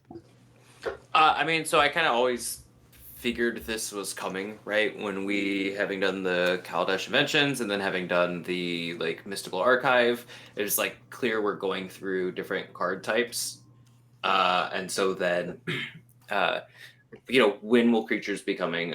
Kind of assumed they would all be legendary creatures. I think it's a home run. With the exception of Amonkhet and Dominaria, or not Dominaria, Amonkhet and Tarkir's alternate arts, everything was a hit for me. And it kind of at the end of the day, it doesn't really matter to me what cards are picked because they're never going to be 100%. Both that's just subjective, and also they're never going to give us like, you know what I mean? Like they're never going to go, here's the top 50 legends as reprints.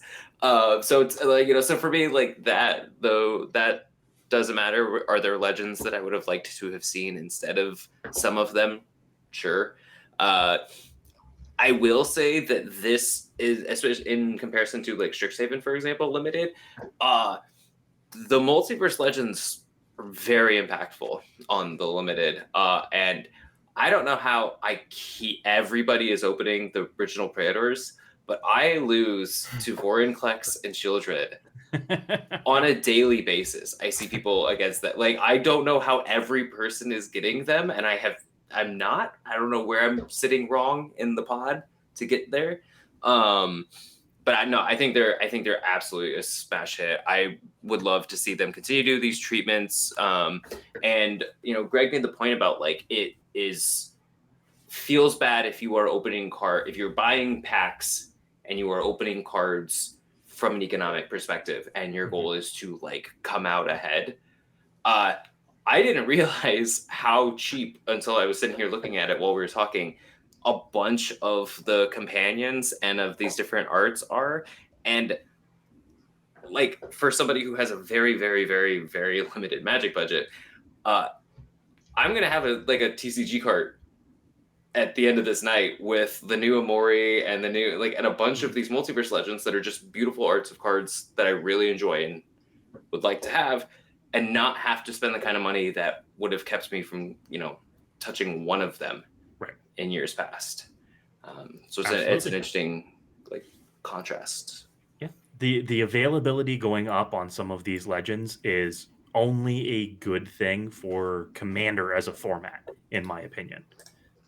Getting these cards into the hands of people who weren't playing back then and don't want to spend $15-20 on some copies of these cards is great. Them being pennies from financial standpoint and opening packs, not fantastic, obviously, but being able to play with a Grimgrin and not being out $20 anymore, or a Skithrix without being out $50 anymore, that's fantastic. It's only healthy for our format. Absolutely. Love to see it. All right, we're going to move on to our last question before Q&A. Krim, you've already talked about a couple of your favorite cards. We are going to ask you again to pull out a couple of your favorite cards here, but of the stuff printed in this set, from the Commander sets or the Commander precons through to March through to Aftermath, what are some of your favorite cards from everybody? Kuro, how about you? Any standouts for you? Dual cards, the character and character cards are super cool. I look forward to more of those. Zamon and Dina, I think is like scary. I think there's like so much that can be done with Zamon and Dina. It like spooks me. I've been playing that in Brawl, and I love that. Yeah, love that deck. And it's not even like that well thought out, and it's just so sick. Yeah. I really like New Urabrask. I mean, I've modeled everything around that man now. I love New Urabrask. New Urabrask is real cool. I think the Praetors in general are kind of like shown to be pretty good in their last iterations here. But especially Urabrask, he deserved it. Yeah, I think that's like where I would just be, like New Urabrask, top tier. I like the design for pretty much any of the backup cards as well. Very cool. Krim, anything to add on some of the ones that you've touched on already? Some of your favorites? So if we're now when we're talking about like not the strictly just the good cards, there's the cards I like just because they're fun. Yeah. And there's also the fact that this whole set, one of the cards that I think I'm really excited for is Spark Rupture. That card specifically because it's going into my Super Friends deck as a Crater Hoof. So, so my game plan is to go, oh no, all of them have a D-Sparked, which is now going to mean they're going to throw hands with you, and they're actually going to swing in.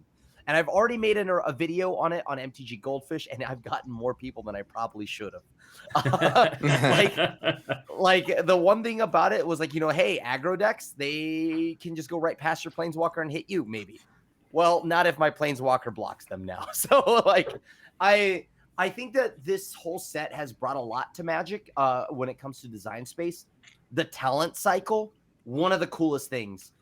They're doing a little bit more, like you already had Iker Moon Gauntlet. Now you've got Elspeth's talent, Teferi's talent, right? You have all the talent cycles. This is very interesting from a design space. I really like them. I think that they're safe. They're not like absurdly broken or anything like that, but they're just cool that we can now give Planeswalkers more abilities. And on top of that, yeah, like the other thing that I've thoroughly, like just out of my mind enjoyed is Realm Breaker of the World Tree or whatever. The 3-mana artifact that mills 3, and then you get any land in their graveyard. Yeah. The Invasion Tree, there it is. That card has been popping off in Commander. It helps when you're behind on lands. It helps you steal like lands from the deck that's got fetches, all that other stuff. You can fix your mana base, and it exiles it. So if they're a landfall matters deck, you won't have to worry about those lands returning after you get rid of them yourself, right? So fetches, all of that stuff. They can't loop that with Wrenn and 6 or anything along those lines. And let's not lie here. Let's not lie. I am gonna let's address one of the cards that I think is potentially going to get banned. And I think it's Filter Out. That's my hot take. Oh yeah. That's my hot take. Yeah. I think Filter Out is a 1 blue, return all non-creature, non-land permanent to their owner's hand, right? At instant speed. At instant speed. But Krim, who cares? This isn't going to be anything better than a Cyclonic Rift. No, it's not. But I think it might be even better at the slot that it fits in at, right? Because on the curve, you're spending 3 mana, and in Commander, outside of the Brave Soul that is playing 50 creatures and like 46 lands and 4 Anthem effects, I assume. Outside of that deck, it's 3 Anthems and a Soul Ring. Yeah, you're right. 3 Anthems and a Soul Ring. That's how that's outside of the Brave Soul that is running that list. I have the Moxfield list if you want to. Those are there's so many non-creature, non-land permits you can hit. I think this card is so cracked at 3 mana at instant speed, uncommon. I think that is a wild card. Obviously, this is early. I haven't played with it. I'm gonna force that card because if you know there's one thing, I play blue all the time. So that means I'm gonna test this out. Is this a staple? I'm putting it in every blue deck I've got, in every video I've got, and I'm gonna play it. I'm gonna play it until I either everybody's miserable from it or I'm like, wow, this is bad. So we're gonna see, because right now this is a hot take. It's an early take on it. It kind of seems amazing. It kind of seems just absolutely absurd. Agreed. The cost is real low. The cost is really, really low. 3 versus 7 is a huge difference. Yeah. I think the only thing that doesn't make me like immediately like, yeah, this will probably be banned. Like I could see it, but I think it has it's stronger the like higher the power level of the game, right? Like the more mana rocks, fast mana that people are doing, the more like Mystic Remoras, Rhystic Study, Smothering Ties, like things, Deafening Silence, like the higher the power level of the table, like specifically talking about Commander now, I think Filter Out gets stronger and stronger, but like that argument hasn't been enough to ban like Dockside Extortionist, which kind of operates under a similar thing. That card should be banned. Look, I'm just saying what active RC members have said about Dockside, I feels kind of in the same vein for where this card could be. But this card's going to cost 50 cents, whereas at the very least, Dockside costs $50. Which might make it more problematic than Dockside, because you're going to see it a lot more than Dockside. And I'm sorry, lower power levels. Oh, go ahead. Well, yeah, lower power levels. I think it's still good there. Yeah, I mean, if you build your deck even slightly around it, I mean, just a blue deck that has creatures in it, and doesn't necessarily Chef need like It's definitely artifacts. the one that needs to be Nice, banned, Chris. by the But way. yeah. Yes, Well you nailed it. Oh, fantastic, That's fantastic. Greg, how about you? Favorite cards out of the sets? Anything that you're looking forward to playing? Anything that you're keeping an eye on in your position or otherwise? Yeah, no. Sorry, I had to come back in a little bit. I had to do something real quick. Yeah, so I have a list of the ones that I was looking at. From white, definitely Archangel Elspeth. And then that's on the rare side. On the uncommon side, Surge of Salvation. Oh, yes. And so One of my I'm not picks. quite a full CDH player, but I dabble in it. And you know, I like to play combo. I like to play combo. So Archangel Elspeth. On that note, the -6 ultimate ability is insane because I could play something like Mesmeric Orb and Basalt Monolith and just like play out my entire deck. Mm-hmm. You know, and so like that's just ridiculous value. On the Surge of Salvation point, I wanted to throw it out there, but I think that card is going to go into every white X deck that I have. As soon as I pull that, I'm sleeving that shit up, and I'm putting it in those decks. Like I don't care what language they're in. If I pull it from a Japanese booster pack because I'm here in Japan, I'll throw it in there. It's great. I mean, the hexproof thing, but also it protects against cards like Blasphemous Act. I mean, it's just too good. So that's white. For blue, I'm not going to talk about Filter Out because I already know that's a great card, but I did want to throw out another card called Transcendent Message. And I love that card because, you know, Convoke, like if you're playing token decks, like there's no reason not to throw this in your deck. So that's great. Draw the crap out of your deck if you have a lot of tokens. Next on black, I wanted to, okay, well, it was already talked about Breach, the multiverse, so I'm not going to spend too much time on that. But Powerhouse, as Krim mentioned before, great card. On red, I'm kind of sort of not sure exactly what I really liked, but if I could throw something out there other than Urabrask, I would say Reckless Handling. Reckless Handling is kind of cool because it's kind of function as a gamble for an artifact. And, you know, if you discard it or whatever, I'm sorry, no, you don't even have to discard it, but it involves dealing 2 damage to each opponent. I recently built a Sulfim deck, so I'm probably going to throw that in there. It's like a Pyroclasm, but for opponents, not creatures. For green, as I start to wrap things up, definitely Vorinclex, Grand Evolution. I mean, that card is just stupid, insane. So much value for ramp, so much value for getting the other side to exile and cast. I mean, buffing creatures, putting creatures on the battlefield, creature removal. I mean, you can't ask for anything more out of a single card that does so many different things. It effectively replaces 4 cards in your deck by throwing this one in there. And Vorinclex, if he sticks around, it's just bad business for your opponents. And then gold, of course, Moira and Tashar. I straight up, as soon as I saw that card, I was like, you know what? I need another white-black commander, and this has got to be it. So like, I'm not sure if anyone knows this, but I've been on a mission, actually 2 missions. I've already done the 32 commander deck challenge. I did that a while ago, back in like 2017.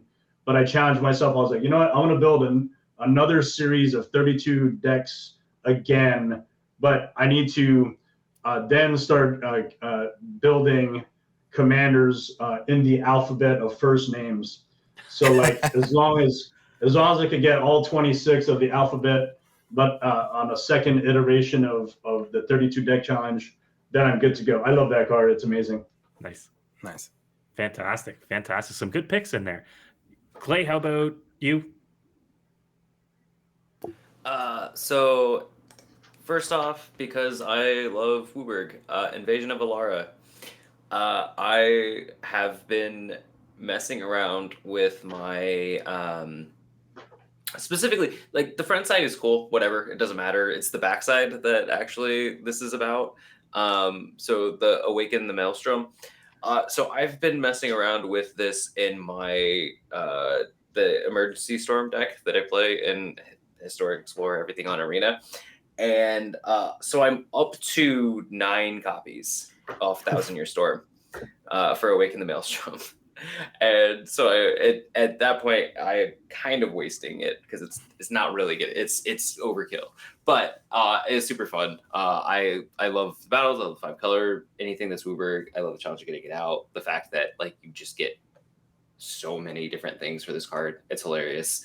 I love it. Inga and Essica is great. I love turning all my creatures into mana dorks, giving them vigilance, letting them attack. This art also that Chris grabbed right here, beautiful. I love it. It's one of the few like regular arts that I like better than the alternate arts. I think all of the themed arts are awesome. There's so many cool artworks. I saw this one and I was just like, this is my favorite. Seeing art in the set. foiling on the Rainbow Bridges is yeah, it's beautiful. And then speaking of artwork, specifically for artwork, I couldn't even tell you what the card does right now, but the box promo for Jor-El from Aftermath, Jor-El, Voice of Zafir, and it's the printing 230, Chris.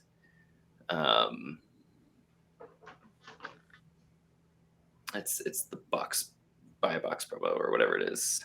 Hey, Yes, that one. Oh, nice. Absolutely. Yeah. Absolutely stunning. Just one of the most beautiful Magic cards of all time. That would be amazing. I cannot wait to get one of those. And then lastly, just because it's dumb and I was made a joke about it on Twitter the other day, Rebuild the City. Yes. Which is a Jund 6-mana card sorcery that copies a land 3 times, but they become 3/3s. And I want to hit Field of the Dead. And I'm going to just get a lot of zombies, and I can't wait. I love this art, that new Capetta style. It's just incredible. Having the Riveteers, like, doing the tracks, like, it's just everything about this art is great. Wind Race. But yeah, you know, as other people are like, oh my goodness, Valakut, or oh my goodness, you know, different things, and I'm just like, Field of the Dead, and it's Clay, why are you like this? Because Cabal they don't let me. You can make 3 copies of. Yeah. They don't let me play Field of the Dead in any other format, so it's the Wizards' fault that I play it in every deck in Commander. But Awesome. Oh my God, Yeah, so be on the good. lookout for that one because it is anybody's land that you can copy. It doesn't have to be True. yours. So if somebody plays something good, suddenly you have 3 copies of it, which is pretty awesome. A couple of my favorite cards I'll call out here in rapid fire succession before we get to Q&As and announce our draw winners. So the raffle is closed at this point. We are going to choose our winners in just a moment, so do stay tuned. A couple of my favorite cards out of Aftermath. I love the new Obnex list. I tweeted about this recently, but the whole exactly one build around, like on Gearson Starn and like on the new Obnex list, are great. I love that for Commander. I think it's an interesting gimmick to build around. And as a brewer like myself, I'm really interested in seeing what I can do with that. Invasion of Segovia is my favorite battle, hands down. The backside of that, the So Catus good. Sea Tyrant of It's Segovia sweet. is so good. So good. It is Giving so good. everything convoke, or all non-creature spells convoke, and then also untapping 4 creatures. This thing is basically a blue Seedborn Muse in a lot of cases. So keep your eyes open for this one. If you can flip that, it's real good. City on Fire is a great one as well. It's it's fiery emancipation with convoke, like just real solid. It's one-sided damage tripling. Kaikar. There are so many decks that this is going in right away. On that same note, Uncivil Unrest out of the precons is real good as well. Just giving non-token creatures riot on its own is real good. We've seen how well this is played in Rhythm of the Wild, but then also doubling damage that creatures with +1/+1 counters on them do. It's so I think good. we need to like revamp life gain stuff and put it back to like we've gotten a couple cards recently that are like if you would gain life, gain 1 additional life. Well, Mhm. we need to start getting cards that Oh my god. that double or triple the amount of life you would gain because these cards are killing me. Absolutely. Literally, they are killing me and knocking me out of games because the damage escalation is so fast. Mhm. Yeah, absolutely. We are seeing damage double faster than we're seeing life and defenses double. True. That's a good thing. That's a good thing because Commander games, your life needs to go, and we need to burn through it faster. I mean, think maybe incentivizing it's combat needed is really, because- really good for sure. This you know, is like the control planeswalkers guy. and battles. Like We you need have a for progressive game. years on stream we have been deciding commander games by combat in like 60 to 90 minutes. Like this is like there's so much combat out there. Mhm. But I was also more complaining about Arena and like Torbrand and like all of these things. But I There's not enough. There should be a damage quadrupler soon. I want the quadrupler. We're going to see it. We are moving towards that design at singularity. a critical mass we're going to it. It's gonna We're be pretty great. close to it. I will say that. The last 2 cards of my callouts, we talked about C double a little bit as well. I love anything that makes a copy of anything. Y'all know me well enough to know that at this point, so it's one of my favorites. And then there's also Schema Thief on that same note. That was the Mhm. card I was gonna shout out. That card is sick. Schema it's a Thief rogue. is so good. You're Yeah. always going to have a target for it. It's got evasion already. Even if it just makes you a mana rock every turn, it's real good. But imagine getting the best artifact that your opponent has played. If you get 4 mana worth of artifact copies out of this, it has paid for itself. So it's real good. I like it, and I think a lot of people are already sleeping on it. I know that it's brand new, but it's good. It's good. All right, and I could shout out a bunch of the legends too, but we'll move on to Q&A. So we've got a couple of questions from the audience here, but just before we get to that, anybody else have any last minute cards that they want to shout out? Anything? Nope. All right, solid. Okay. Our first question is from our other Chris in chat, Throma King. Does having there be a throwback to our aftermath discussion, is if this is a potential fix to standard, does it lessen the importance of not introducing cards that can greatly warp the format in the first place? Does this let them be looser with design in the first place, knowing that they could aftermath a patch to it? Don't they already do that? Like isn't like legitimately for a few a chunk of time, wasn't that already the case? So I mean, like, yeah, maybe this makes him a little more relaxed about it, but for 3 years of standard at this point, I don't care what they do as long as it means that they're willing to ban aggressively and or release aftermaths to fix things. So even if that they do get a little more loose about it, then they better be quicker about it and not wait not wait till like Jace the Mind Sculptor was about to rotate and then ban him, right? Yeah. So like they need to just be on it. Simple as that. Bigger because also the product release, like, and the fatigue that we're experiencing because there's so much stuff coming out. There should be a bigger testing team. I agree. Well, but there is that whole in development, you stress test something, right? It's really hard to stress test something when you've got such a small team to play with it. Right. So we'll see if they can patch something after it's been stress test like this. Maybe it's a healthy move. Anyone with anything else to add? I look more of it. I look at it more like Saheeli Cat, and how that was like a problem during Kaladesh Standard, and then they came out with the Raptor, Like two sets later, for Rivals of Ixalan, I think, or like whatever For Asadon. whatever one was. Yeah. It's like by then I think they did the emergency banning on cat combo before that even got to come out, right? Because they were like, oh, it's good for a week, and then 1 week of MTG Online data showed that it was still going to be a problem when Rivals came out, so then they just banned it. It's like, I don't know if their time between understanding a card is a problem and then preparing a card that can safely stop it as well as fit in the format is bigger than, like Kaladesh, right? Like Jace is farther away than that, so maybe it should be shorter than when Jace the Mind Sculptor was broken. But I think something more relevant might be when Cat Combo was too big for too long, and Rampaging Frostodon did not come out in time to stop it before it was banned already.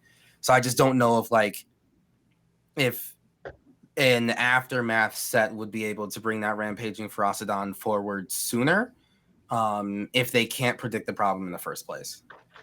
Fair. Clay? Oh, I was just gonna say, I don't know that it can be like a stopgap or a fix, but kind of like I mentioned earlier, I think that ideally it'll end up like the set making standard longer will allow them to avoid those issues entirely with a better understanding of what they're designing for. And I think more recently, as the test teams have gotten more established and as like they've been adding people and doing stuff, like it has felt better. So like having a better understanding of where they're going and like a more clear fix or not a more clear landing zone. I hope that, and what it ends up meaning is less of those cards, less of those situations in general. Fair. All right. We're going to move on to the next question from Crab Baskets in chat. Favorite art from these sets? Clay, you mentioned yours, Joel. Joel. For me, it's Urabrask's third art, the serialized. Mm-hmm. Oh, I don't know why I didn't think of it. This is the easiest one. Referee Squad. Yes. Yeah, perfect. Referee Squad or the Urborg Scavengers. Those are the two best. Oh, the Urborg Scavengers are great. Yep, they're too darn cute, and I love them. They may be terrible cards, but the art is so cute. Yes, They are cute. Awesome. Greg, your favorite art from the set? So 100% easily. This card isn't great by any means, but Storm the Seed Core. Yes. Holy yes. Yep. Yes. I think everybody can agree that is one of the best arts we've seen in a long time. If you've seen the high quality blown up version of this, I have. It is incredible. Yeah. The way Twitter just blew up, and for one day it was just every single person being like, look at this. Yeah. No, that thread deserved to pop off, and his art, him showing like how he put it together, and it was just like a different bunch of like cutouts of him in like all the different poses that you see. It's just like, artists do a lot. Yeah. And it's a filthy uncommon that we'll never see outside of limited, and that is literally a shame. Forget Something Battle of mythic. New Phyrexia or Invasion of New Phyrexia being a bunch of like knights. That Storm the Seed Core is what it should have been. Oh my lord. Yeah, that should have been on an invasion. Yeah. Like, but again, then you have to like figure out what the second or the backside would look like. The backside would have been too. Ren and the Realmbreaker, 100%. Oh, like right the flip to fairy. Yeah. Right? Yeah. That would be sweet. Yeah. Yeah, that's my favorite art. 100%. It's incredible. I wanted to really quick shout out one more, and because of the fact that like just took everybody by surprise once it was announced. But for the Galta and Mavrin,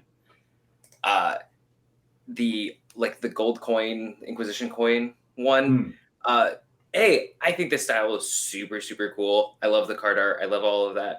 But when this was announced, and then I saw somebody being like, hey, that's the person who did the Queen Elizabeth coin, is like the official engraver for the crown. And everybody was like, wait, what? And then you like go down this rabbit hole and you realize that, like, you know, how did they get him to agree? Like, who was like, that is ridiculous. You know who should do this? The person who did the engraving for that's hilarious. And oh my god, that's awesome. Actually, I did not know that. Love it. That is amazing.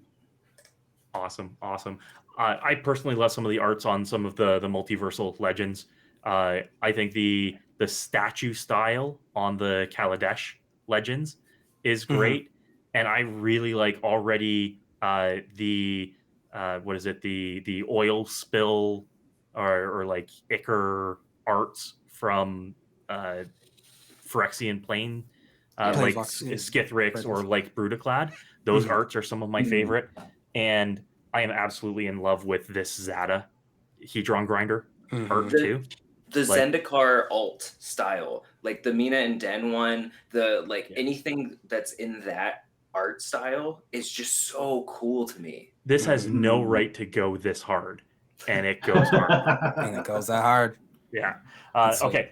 Next question up from Chris once again in chat, Throma King. How do we feel about future lore focusing more on smaller planes, smaller scope, going back to one plane at a time and not a grand overarching story any longer? Are we for it? Is it allowing us to tell more concise stories? I'm down with whatever if it means we get to spend more time in some planes, right? There are some planes where I wish I would like to leave sooner than others, but I think one of the ones of recent memory that I've mentioned is Kamigawa. Once we finally got to go to the world of Neon Dynasty, see what Kamigawa is like in current day. You know, yeah, I know the romanticizing of like the whole like Neo Tokyo kind of look, right? Like the cyberpunk-esque look, but like it was such a cool world, and I liked seeing everything that happened there. And I felt like we didn't get enough time there, and if that means we get to also explore more of the mechanics, because ninjutsu this time around was not good. It did not have the top end like Rogues had Zareth, you know what I mean, when that was in standard. But like this time around, ninjutsu didn't, like there were cards with it, but it didn't actually have like a big ninja payoff. So, and like we got the ninjutsu lord, which is weird because lords are good for decks that go wide. So that's not what ninjas do, right? So that's the main thing. I'd like them to go and stay longer if it means they can flesh out the rat lord, right? Like you get more Splinter. You just get more time on the plane so that you. What is it? The inverse law of ninjas. The more ninjas there are, the weaker they get, and the fewer ninjas they are, the stronger, right? Like exactly. So like a ninja lord is almost like an oxymoron, right? So like it shouldn't exist, but it did, and I don't know, it just felt weird. So maybe this time, if they choose to stay on planes longer, you flesh out every mechanic. We get to see everything kind of come into play, and we get to spend a little bit more time in some of the worlds. Fantastic. Yeah. Kuro, your thoughts? I was just typing. League of Legends had that in their game, which was funny. The Law of Ninjas used to be there. That was a TFT was it? modifier as well. That's funny. The more ninjas you have on your team, the weaker they get. Yeah. Yeah, it used to be in the game. Like if you had more than one ninja, they would have one less health than their maximum. Right. It was very funny. Oh God, what even was the question? What was the question? It was about lore now focusing on single planes. So I mean, like we've done that.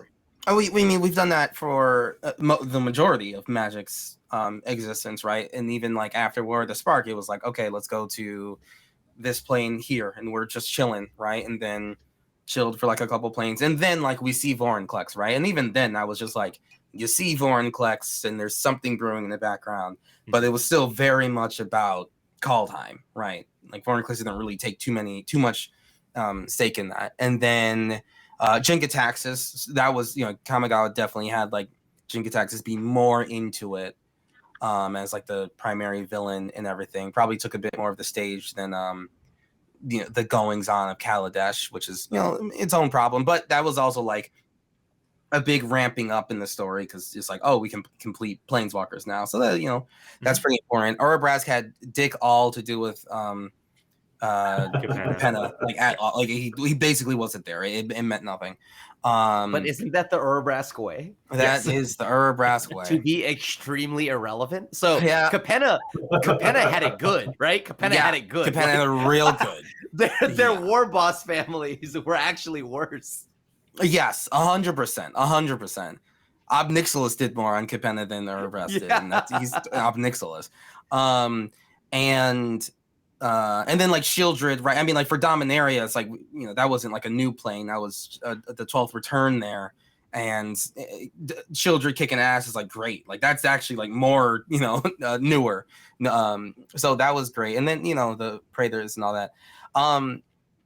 I look forward to seeing what the next beginning of like those story arc threads are, because I mean Magic doesn't do it all the time. It's only more recently they kind of have these big grandiose stories, and we always return to a cool down period of just focusing on one specific set at a time. So I want to see these planes rebuild after the invasions, but I also I really, really, really hope we get to see these planes like that they got messed up, right? Like if Ravnica lost like a guild or two, and then they have to kind of like reshape from that. If Tarkir got so messed up that like the clans have to coalesce together and we return to like a 3-color thing like that, I want to see paradigm shifts that big, because this invasion was that big, right?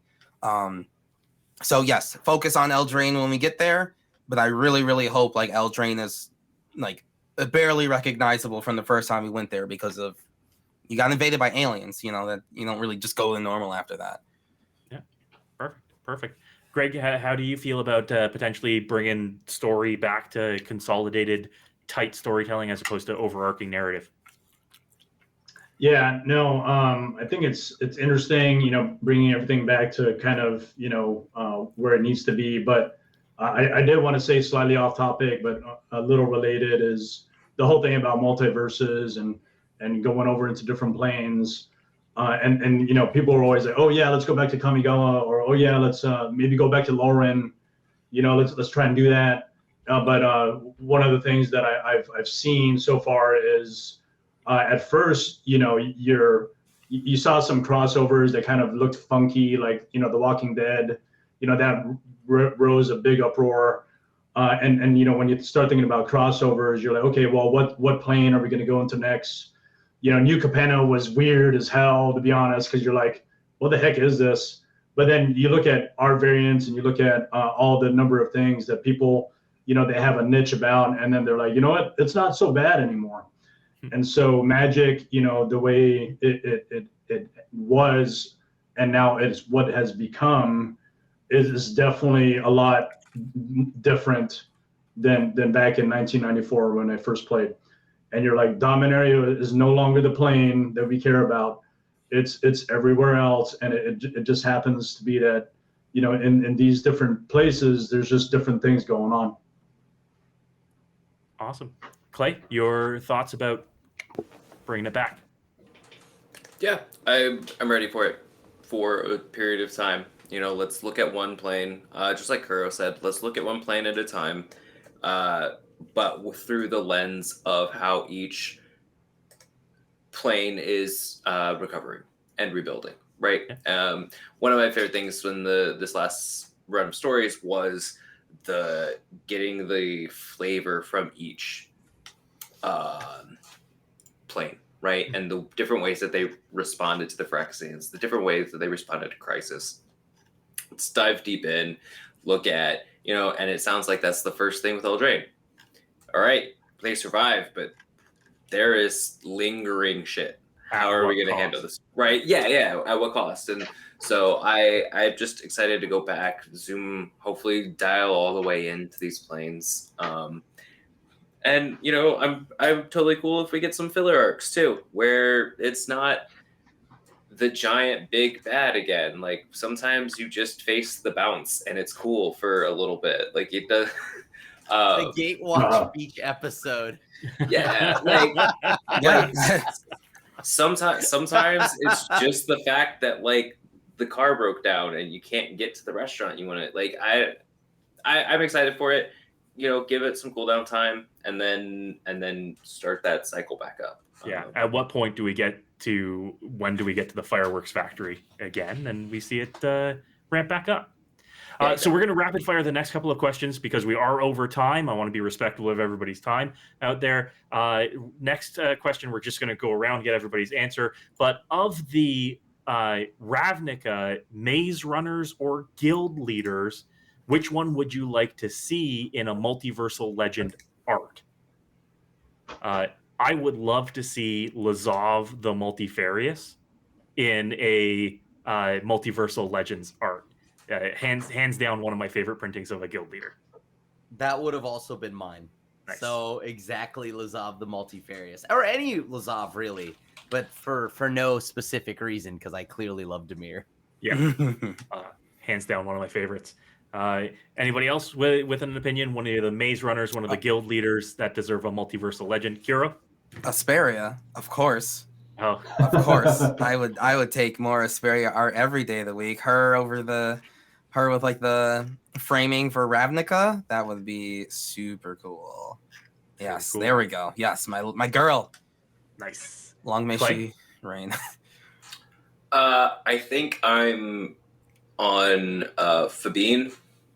Just getting a special art would be sick. But like that new Capenna style would be awesome. Or Kami of the Crescent Moon.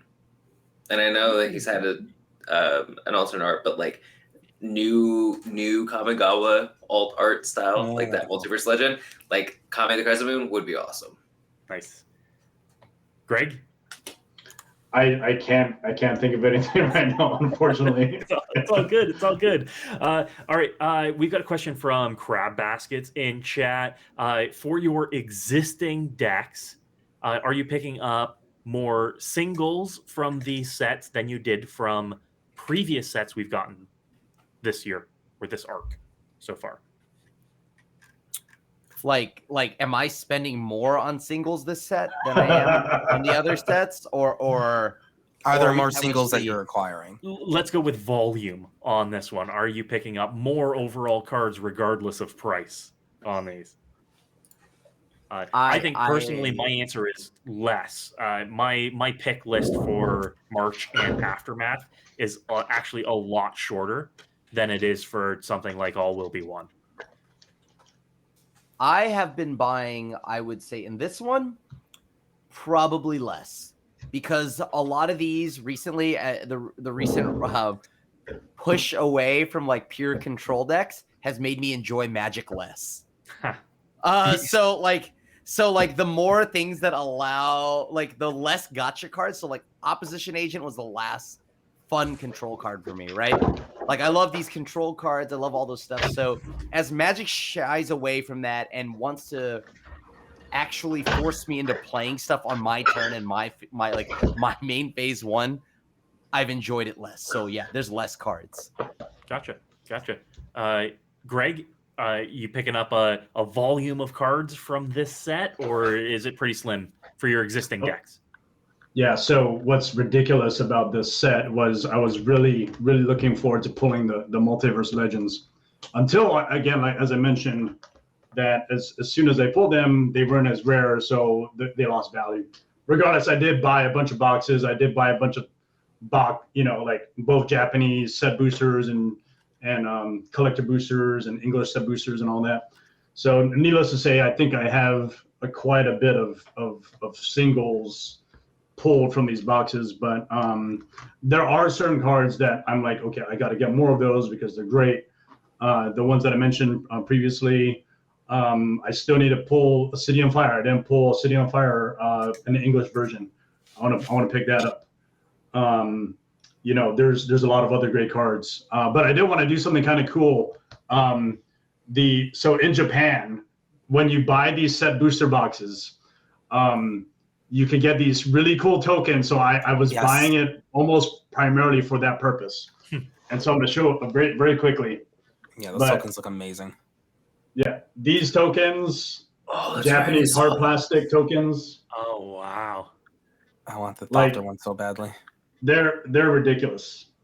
So there's 12. I'm missing one. I just need to pick up the treasure one. I'm getting it in a trade. But they're amazing. And you can only get them in Japan. Very cool. Very cool. Yeah. Clay, for your existing decks, a lot of pickups from this or not? I guess in the framing of versus other sets, right? The answer is the same, which is none. Just I have been following along online and stuff. I mean, like I've talked about in the previous kind of roundtables and stuff, but like I'm getting ready to finish those. Like I went back to school, my first year of school, I've had a bunch of expenses and stuff. I have not been in the game outside of really Arena for like the last year. So I've not been picking up cards. I've not been updating decks. The panic at Command Fest Indy when I realized that like I didn't have an assembled like sleeved deck because I had just put all my Magic cards away. So I guess in that context, the same, which is still 0. There are a bunch that I want to get. There are a bunch of decks that I would like to build out of these sets, but I'm just not there right now. All right. Kuro, how about yourself? More? So yeah, I build at least one commander deck every new set that comes out, not reprint ones. So like I bought enough for Brimaz. So I needed an incubate and everything. And because I think a lot of these cards are rather like unique and like maybe even if they don't have a space now, they could later. So like, some of the legendary, the team ups and everything, even if I'm not going to make a deck on them, I still got them. So I would say more just because, I mean, it's a set where you're invading the multiverse. There's a lot of different things being represented. So I did for the sake of having more in the future. Right. Oh my gosh. Hey, I need that Alendo Zor.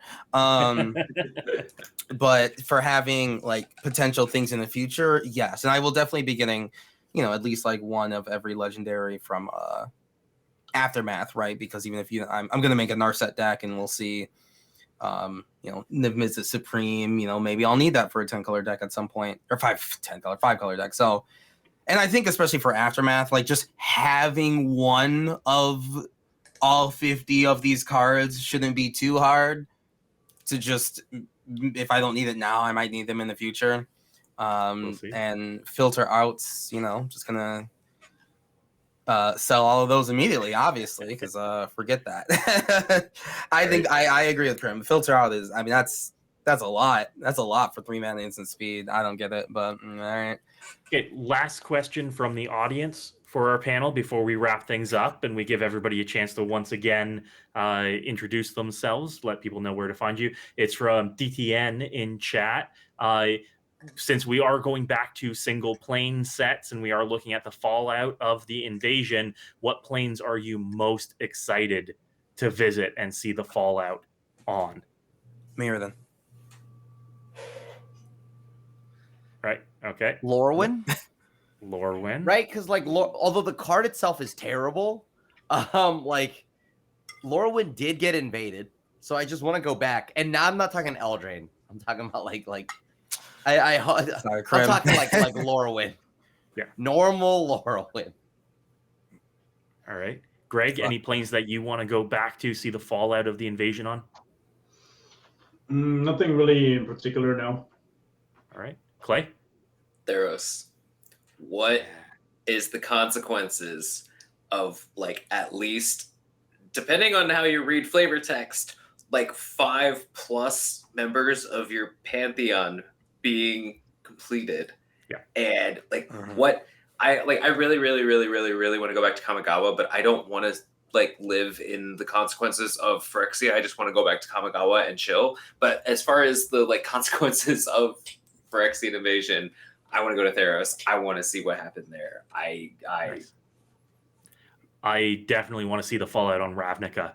I mean, that plane was already tenuously held together by the Guild Pact, and now their Guild Pact has effed off into the multiverse. So Wait, what?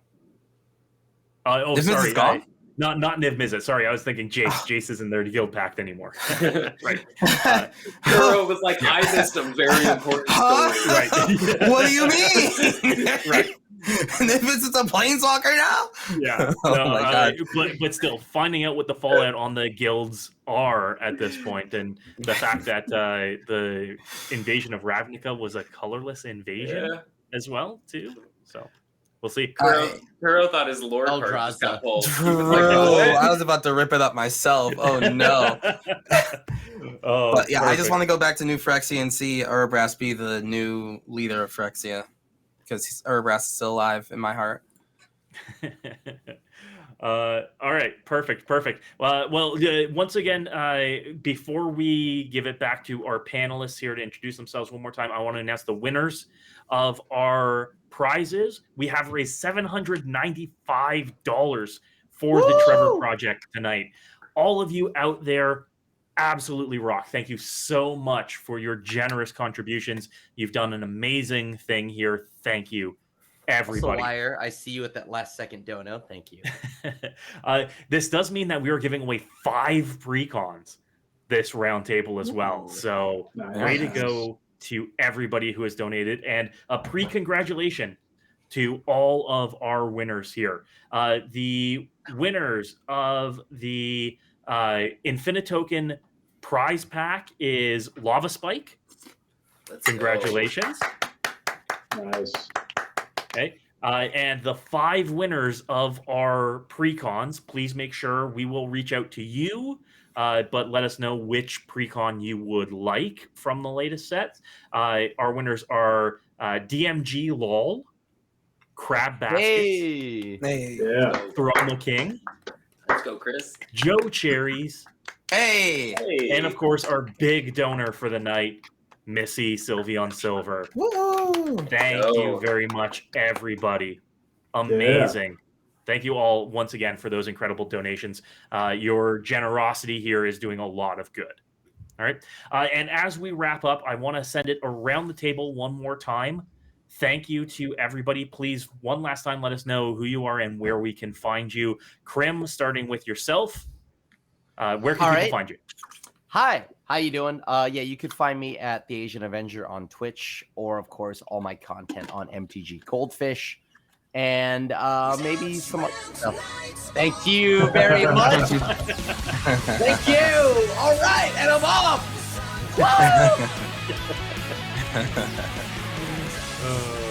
Incredible.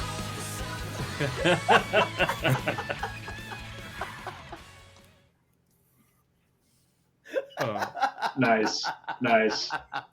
Amazing. All right. Okay, well, Krim is doubled over here. Kuro, where can we find you? Yep, you can find me twitch.tv/Kurohitsuki, as well as on Twitter, Instagram, TikTok, all of those wonderful places. I'm excited for a lot of Commander goodies from this set and the next one. Narset and Light and Exile is going to be a blast to build. Might not be a blast to play against, but that is not my problem. But yeah, hopefully I'll see you there. And there we are. Awesome. Clay, where can we find you? Hi, friends. You can find me here and also on Twitter. I'm Claybee. I'm part of the C&C Power Hour.